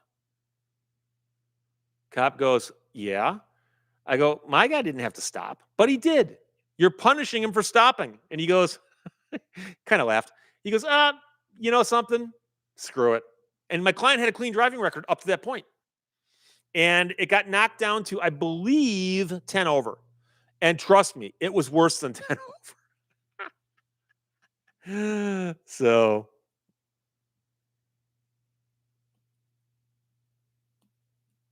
the Amos, really enjoy your videos. Gordon 861 says Ducatis are built broken. Well, they're Italian. I'm just joking. I'm just joking. Angels don't fall. Triumph Trials Bonneville 70s. I've got a brother who loves motorcycles, and he's got a couple Triumphs, and he's got a Triumph Bonneville.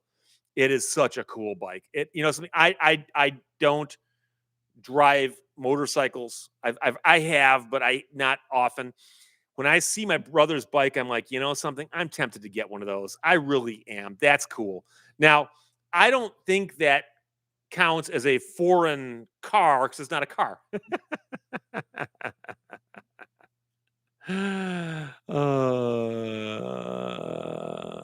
Randall Munson, remember the popular bumper sticker back then? Hungry? Eat your foreign car. Tim Noah, are you near the lake? And if so, can you ever see the other side in a clear day? I'm not near any big lakes. No. If you're talking about Lake Michigan, I'm on the other side of the state. So no. Johnny Quest, Beverly Hillbilly started 2 minutes ago. Wait a second. What am I doing here?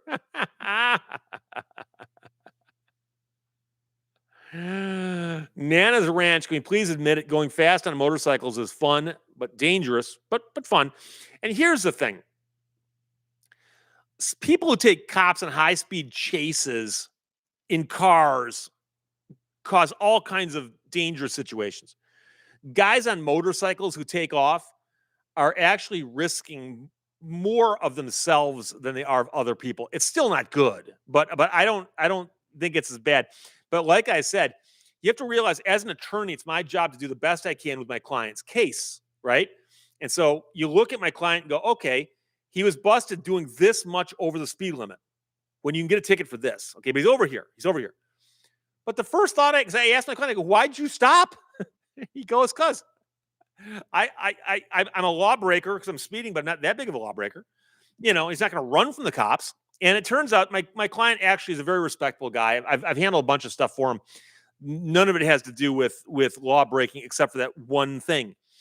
And very, very nice guy. Very, very nice guy. Dave Big Dog says Baton Rouge got 7 inches of snow. Wow. Madame Lestrange or Dr. Melestrange, which I still don't know to this day. Oh my, so many live chats. Oh my. Johnny Knoxville is a video on YouTube of a guy on a super bike filming himself running from the police in Maryland. There's a lot of videos on YouTube of a lot of guys running from a lot of cops. And I've also seen them post it before the statute of limitations ran, and I've seen people getting arrested for that.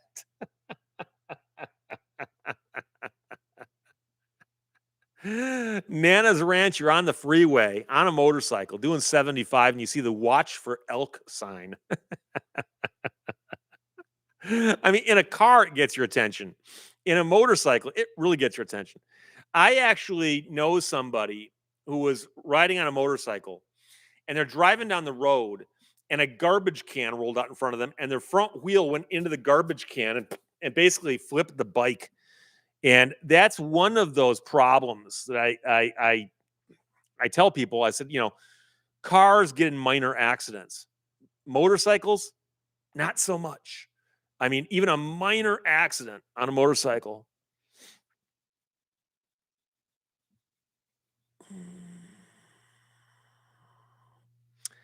Prince Albert's, I'm not saying it's never happened. Mathematically, the odds are. Cat Sexton, how's the weather, Steve? I got 0 right now. 0F. 0F. Lowell rigs I am in Sweden, moose cause tons of auto accidents. I'm sure they do. We talked about this last time I did a live stream. But the moose compared to a deer, it's a whole different league.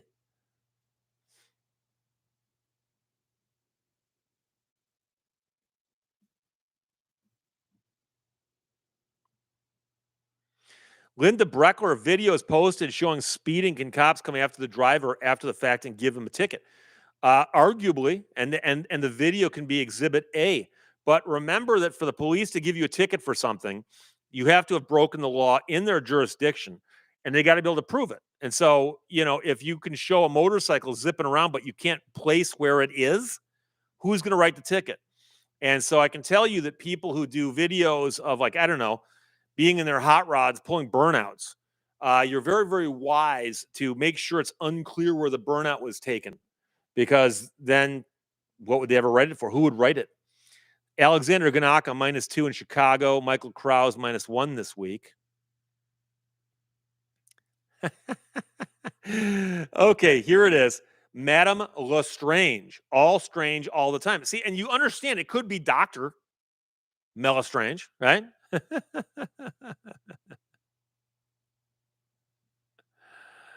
Oh, boy.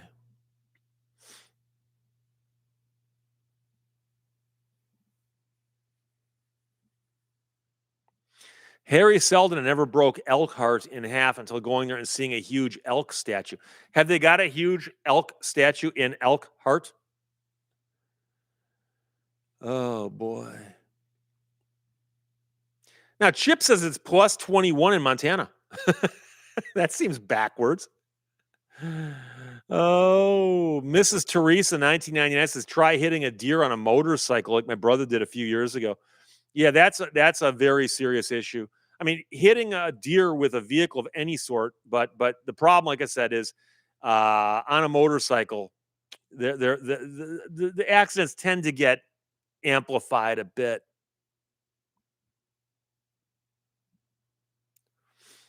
TV. I've lost count of how many times I had cars pull out in front of my bikes over the years. Left a car with bent forks more than once. I've also known guys who said that they hit their brakes so hard that it twisted the handlebars forward in the gooseneck. William Fielding, please tell the robot lady we adore her. Oh, she knows. She knows. But I'll tell her again. It never hurts to hear that more than once. Cal Marie, Southern Mid Michigan, -5 right now. I still have 0, but mine might not be updating. Hang on a second. Yeah, I got -1. I don't know why, but the one on my desktop doesn't update as quickly as it should. Scott Argyle, I did once get so lucky, it only clipped and broke my mirror with its nose. You clipped a deer. So I got a funny story about a deer running into my Jeep. I had a Jeep Wrangler back in the mid 90s, and I was going to the airport, and I was driving down a road 35, 40 miles an hour. It got really, really foggy, and I was driving slower and slower, and then I got the impression that something was in the road ahead of me. So I slowed down to a crawl. Nobody behind me, nobody in front of me. And as I cruised up, out of the fog is a line of deer across the road. They're just walking along, and they, oh, hey, how you doing? They look at me, I look at them. So the last deer crosses the road, and I start pulling forward, and apparently there's one more deer. Oh, and he freaked out, and he ran over, and he rammed his head into my rear view, the side mirror on my door. And then he stumbled back, and then he walked around from me, and he took off. So I got to the airport, and I got out, and I look, and there's a big clump of deer hair jammed into the mirror. I had to straighten the mirror back out, but a big clump of deer hair there, or deer fur, I guess. So DD2 says hello from Oak Grove, Minnesota. It's currently 9 above, but was -27 this morning. Oh boy. Damned registration says that deer was at fault. Yeah, I was barely moving. And I had the right of way. Although deer don't understand the right of way. Sholo Poet says, oh my God, Steve, happy belated birthday. Oh no, you're really late. Oh boy. Yeah, Thomas Stiglich says the last surviving member of the band, that's Garth Hudson. We talked about that at the top. The keyboard player. brilliant musician. The whole band was the band called the band. Lexico, hi, Steve. Linda Brecker, is it deer hair or deer hair? um, Knock Knock 1975 says, I thought Michigan was a no fault state. Oh, it is, but they actually did not cause any damage to my Jeep. Um, I imagine that they could have if they'd hit it just a little differently. But literally, the deer was walking and then it lunged and it just knocked its head and then it kind of like stumbled away stupidly. Do you can you picture that where a deer or an animal does something stupid and they realize it? Like I've seen cats and dogs where they slip and they look around to see. Did anybody see that?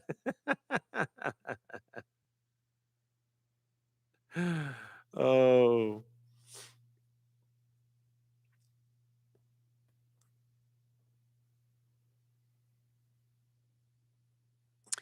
Steve says my brother's father-in-law had deer whistles put on his car and claimed deer wouldn't come near a moving car. They sell those at truck stops on I-75 in Michigan and I suspect elsewhere. And I know people who put them on their cars and they go, yeah, but I've never hit a deer. And it's like, well, neither have I. And I don't have whistles on my car. And if I had a whistle on my Jeep, the deer still would have hit it. So, yeah, Daniel Kessler says deer have fur, but the question is, what do you call the individual strands of fur? Is it still fur or is it not hair? Yeah, I don't know. Padre says, why are there deer crossing signs? Deer can't read. I like it even better when they put the red noses on the deer crossing signs. All over Michigan, all the deer have got red noses on.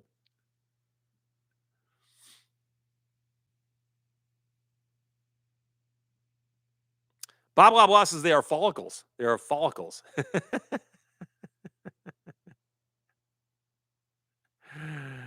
1970 Scout 800 says deer whistles are an urban legend. Well, it's a product though. I mean, somebody's making money off those things. The greatest thing ever is they say that they make a whistling sound that only deer can hear. Dogs might be able to hear it too. I don't know. Oh, I mean, I've driven on I-75 at 3 o'clock in the morning many times. And as you're driving along, you'll just see deer. They've wandered out the side of the road and they're just out there, and you realize like, oh, 10 more feet out and they're in my lane. So Bill Thomas's horses have hair on their tails and manes. And they've also got fetlocks, which is the long hair they got down here. Fetlocks. That should be a word for the day, right? Ed G, my wife had a tree one time. It wasn't her fault. She blew the horn.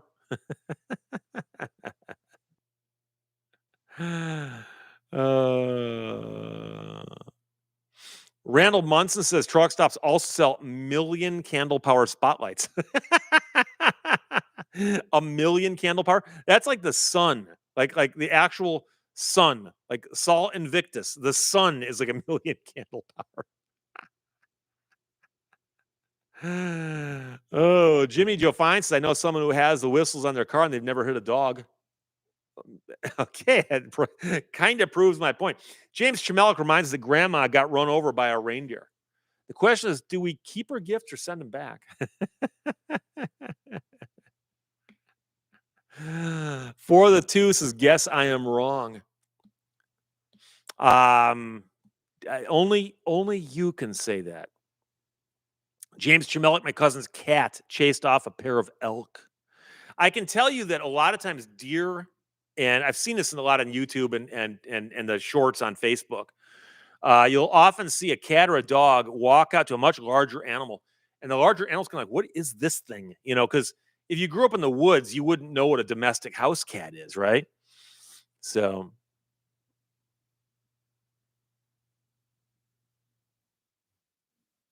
Scott Summers says, if you see a deer crossing sign in Iosco County, and the deer has a red nose on it, um, I'll say my lawyer told me to.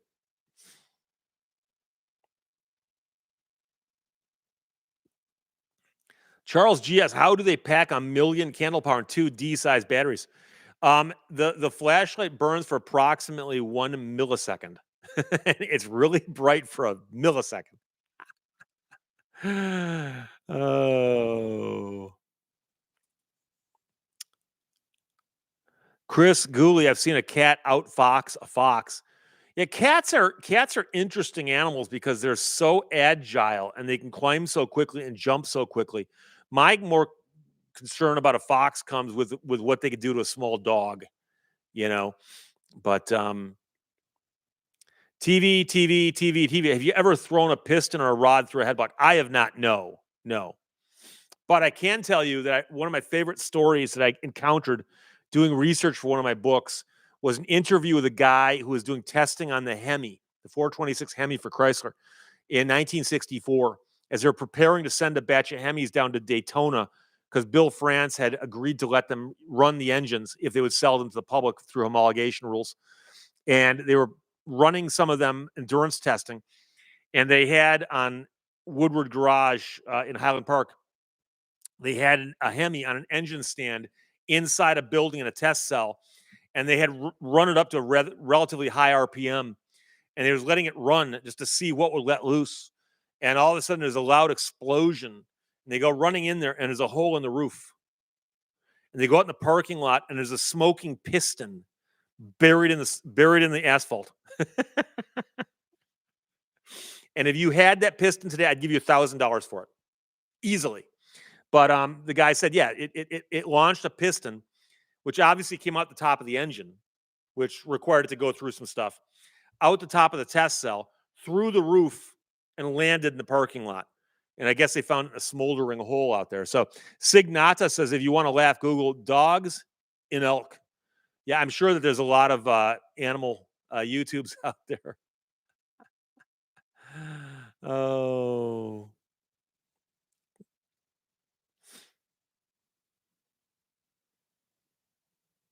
Randall Munson says, y'all never been to Buc-ee's.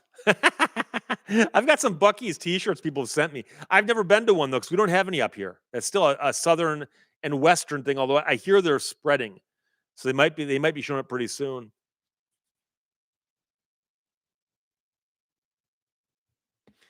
NZ Kiwi says, well, I love ducks that visit my home. I want a fold down sign on my street. The council won't let me. So I've been set up.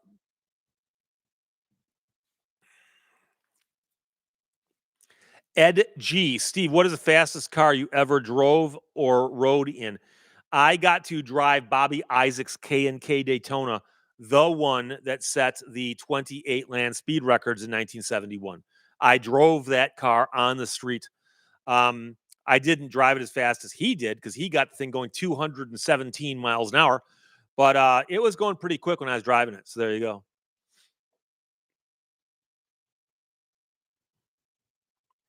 Tim Nossum, if you were to buy a Superbird, would it have to be numbers matching? No. I love to just own one. And I'd actually rather own one that's not numbers matching and not museum quality. Just have one that I could drive around and go, hey, I drive it from time to time. So there you go. William Fielding, you ain't seen nothing yet. Bachman Turner Overdrive. And also Figures on a Beach. If you're curious, there's a band called Figures on a Beach that used to be from Detroit. The band broke up a few years ago. They had a couple records they put out on Sire Records, and they did a version of You Ain't Seen Nothing Yet. It's more of a techno, up-tempo, dance-ish song, but it charted on the Billboard charts, and they're from Detroit. They moved to Boston. Good friend of mine, Rick Rolski, played guitar for them. You Ain't Seen Nothing Yet by Figures on a Beach. Look them up. Vinny Sluga, can my dad have a copy of your books, please? Depends on which ones, but I've got many of them. If you actually want to look and get your hands on books of mine, send me an email and I'll do what I can. Art asks, you should buy Hoovie's Superbird. You mean the orange one he bought that's got all the modifications and weird stuff on it? Yeah, no, that's okay. Chris Cadman, do you have a lawyer? Depends. I've hired lawyers before. Oh, Standard Deviation was offered the chance to drive a 41 Willys coupe with a Keith Black Hemi. Turned it down. It scared the heck out of me. I can imagine.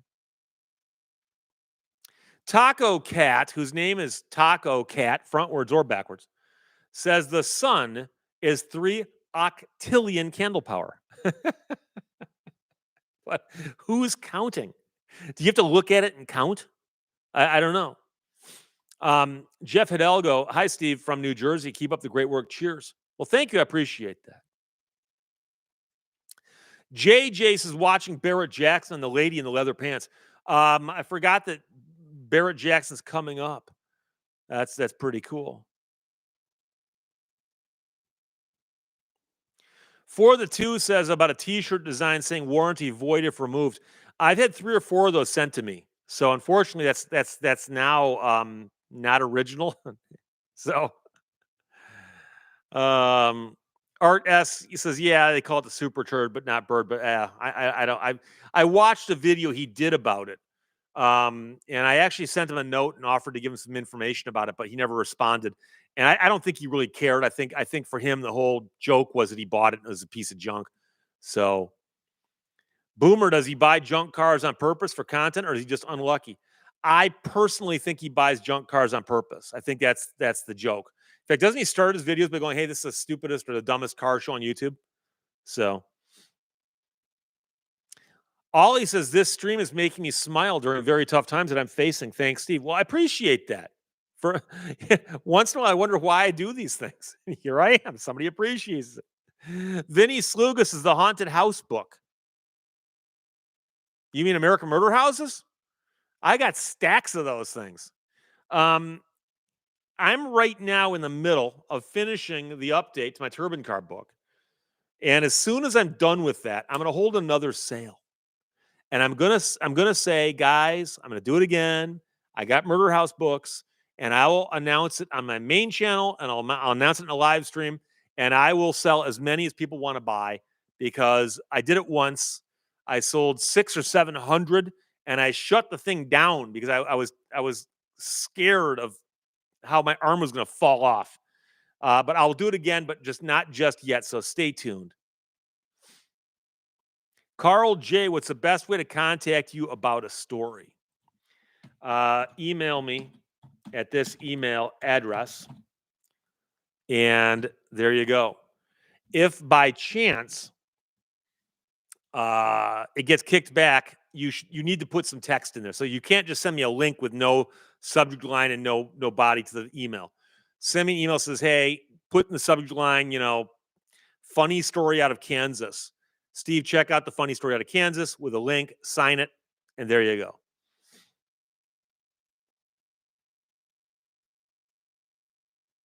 Brent Kiley, how are things with your Explorers? I got 2, and they're very, very good. I'm still a little annoyed by my new Explorer because it's got a bunch of dumb reminders and things. And it's got that stupid auto start stop that you have to turn off every time you start the car, because it bothers me to stop at a light and hear the engine die. And I don't care if it's doing it on purpose. It still bothers me because my subconscious goes, your car just stalled. It's like, oh. It's the auto stop start. So anyways, you can't shut it off. I mean, I know people have said you can do things, but it's so Wade Pittenger. Hey, Steve, what's the largest dollar settlement you got for a client? Most of my cases aren't that big, but I've had $100,000 cars bought back, cars bought back that cost 6 figures. I've personally been involved in a lawsuit that the settlement was in the millions of dollars, but I've not spoken about some of those things on this channel. John, 2000, L or is it I? More great work over the last month, Steve. IJ, I am supporting along with Fire. You're doing great work. Well, thank you very much. I appreciate that. The Institute for Justice is the one I'm most familiar with. I know that the Fire organization also supports much of the same things. Institute for Justice focuses on constitutional legal issues that arise from the Constitution. So that people call me up and they say, Steve, I've got a problem with my child support case. And I contacted IJ and they won't help me. And I'm like, that's not what they do. They are laser focused on doing what they do, and it's constitutional law issues. And they do great work, and every case that they win helps other people because the topics they're covering. So if you can support them, please do. If you can support them morally, just check out their website, ij.org, or check out their YouTube channel. The Institute for Justice has their own channel. And if you can support them financially, do that as well. They're a nonprofit. but they survive entirely on the generosity of people like John 2000 or other people who watch my show. And I'm telling you right now, I attended a retreat they put on a little over a year ago. I hung out with them, and I met the president of the organization. I met a bunch of the attorneys. I met a bunch of their clients, and they told me, several of them told me, they go, "You don't understand. Your audience is the most generous audience we've encountered." They go, "We've been plugged by other people. We've had other people cover our stories. They go, we've had stories make the national news."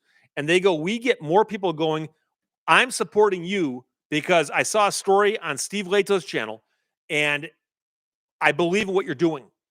And I'm like, "Oh, thank you." And they kept saying, "But you don't understand." One of the guys told me, he goes, "We can actually tell when you put up a video about us because our phones start ringing off the hook, figuratively speaking. They start getting bombarded with donations.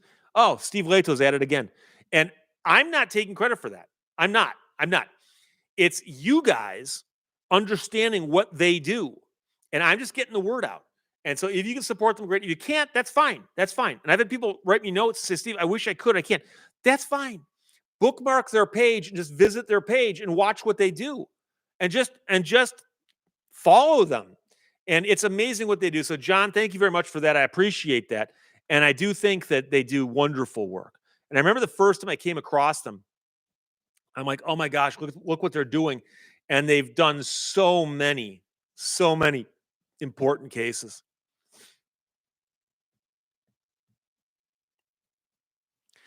NZ Kiwi NZ, maybe Steve, could you help these people through a different system?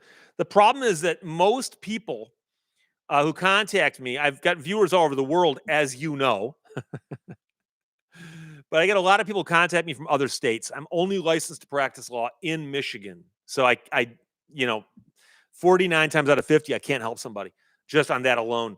Bob Loblaw says your demographic has more disposable income, possibly. That's true. And also, my demographic and the people who watch my videos are interested in these topics.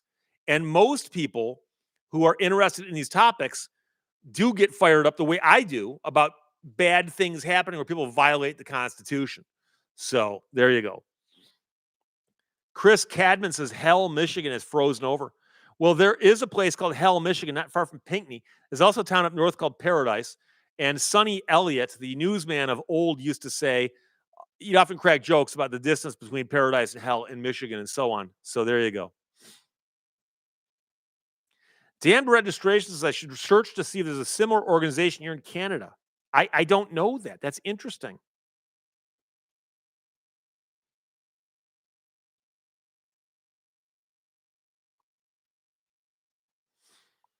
Charles GS says best way to support any YouTube channel is to subscribe, watch the videos, hit the like button, and comment on their videos.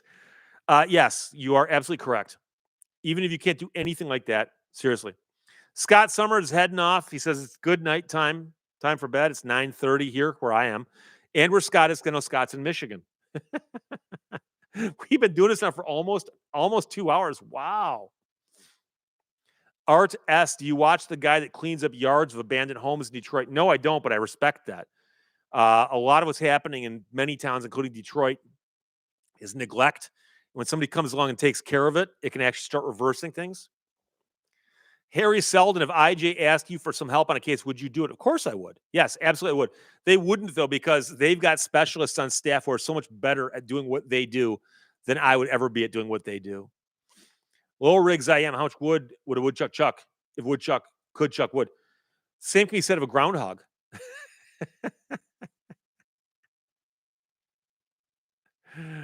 Oh, boy. Taco Cat was shocked to learn that Werner Klemperer won 2 Emmys for Colonel Klink. Schultz? Hogan? Yeah, sadly, Hogan's Heroes did not age terribly well. But there was a time. That opening sequence is some great music. So Chris Gooley says, I thought Michigan was an hour earlier. No, the dividing line is Chicago. So Michigan and New York City are in the same time zone.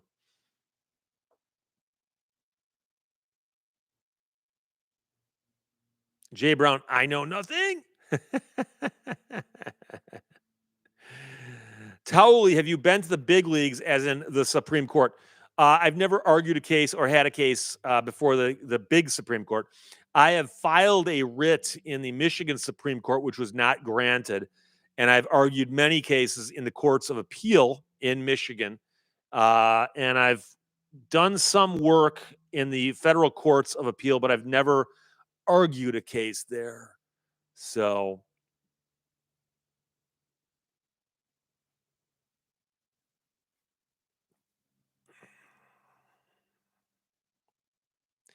Old Paint 71 points out that the extreme western end of the Upper Peninsula is actually in the central time zone. And it is, and it makes no sense. And in fact, you can be driving along the road and you're entering and exiting the time zone on the same road. It's the dumbest thing ever. Why they didn't follow the state line with that, I do not know. All I know is I one time went up there and I was speaking someplace and I had to find out what time zone the place I was speaking in was, even though it was in Michigan. So don't get me going. Wade Pittenger, how many zombies would Rob Zombie rob if Rob Zombie would rob zombies, especially white zombies? Astro, Astro Freak 2000. USS Gray Ghost, what was the funniest interaction you've either ever had or ever witnessed in court? I'm trying to think. There's not a lot of comedy in court, though. I can't think of any off the top of my head. Bob Loblaw says, Steve, you must be so proud of that Ohio State beat Notre Dame for the championship. I mentioned before, I didn't know who to root for because I don't like either team. But the funniest thing of all is that Michigan beat Ohio State. And no matter what they say, that bothers them. And so, I saw some people posting memes saying they're going, hey, they won the national championship.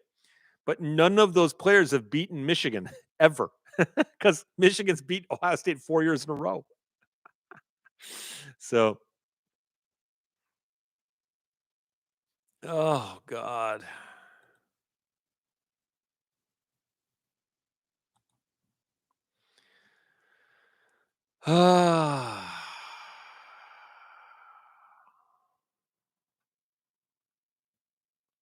Paul E. Wow, 2 time zones in one state. Oh, it happens. There's a bunch of states that are like that. Go look at go to time.gov, which is the national site, federal site on time, and look at the time zones. And you'll see they're wacky all over the place. Vinny Sluga, what's your email? I typed it in once already. Harry Seldon might bother Alabama more than Ohio State. Well, Michigan beat Alabama too this year.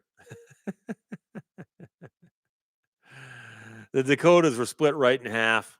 Tennessee has 2 time zones. Yeah, that's one that threw me off. I always think of Tennessee as being further east.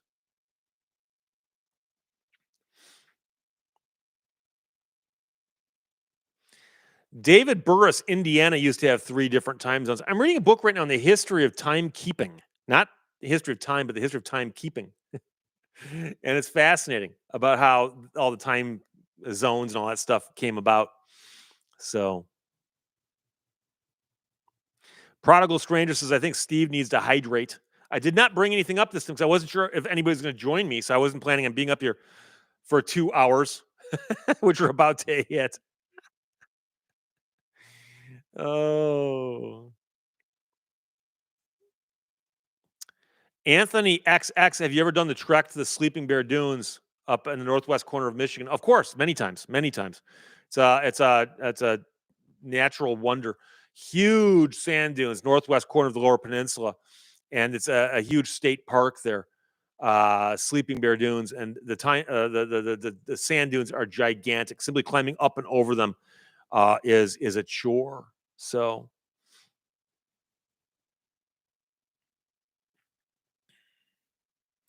Brent Kiley, do you still have the Viper? Yes. And the Amos, Leon Russell. Not sure what that's apropos of, other than to point out that Leon Russell is credited as a co-writer of the song Superstar, which the Carpenters had a hit with, which was mentioned at the top of the show. Although it was also co-written by some other people who got credits added later, because I remember seeing sheet music showing Leon Russell as the sole writer of the song. But Leon Russell wrote a bunch of songs, singer-songwriter, very, very original fellow. And one of my older brothers had his album Carney back in the day, song Tightrope and say Manhattan Island Serenade. Great stuff. Bob Blah Blah says, I heard that some of those dunes, it's illegal to go down at the bottom because you can't get back up the hill. Yes, there's some places they advise you not to walk because if you got down there, you might have, it may be a long hike up. So Tim Noel, as a lawyer, what's your opinion on my cousin Vinny? Is it as legally accurate as lawyers claim it to be? I've heard various things about the accuracy of it. I mean, I've seen it before.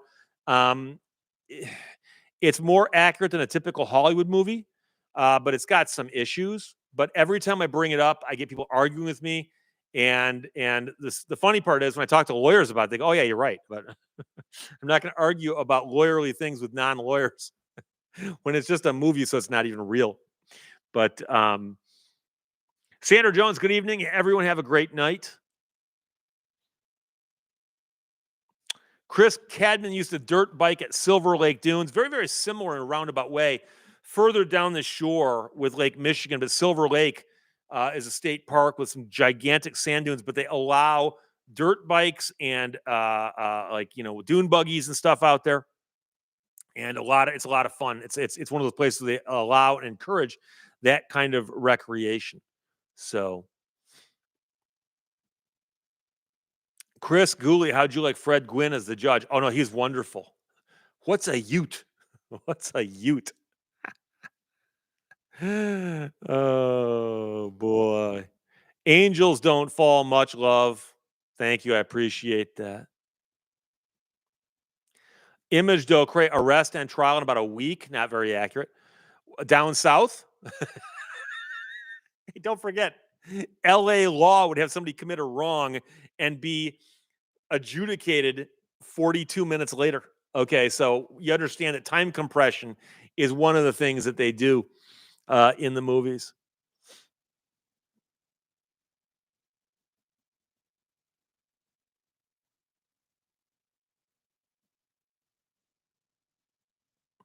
Art S. New Jersey has 1 million acres of scrub pine wilderness, but no dunes, though. Bob Blah Blah says, Steve, I'd like to thank you for taking my mind off of the world for a little while I even smile sometimes watching you. Well, I appreciate that, my friend. Bob Blah Blah is a good friend of the show. So, Brent Kiley, folding chair? Huh. Yeah, Harry Seldon movies and TV also have an instant DNA results. Yeah, movies and TV also have every single crime scene's got DNA on it.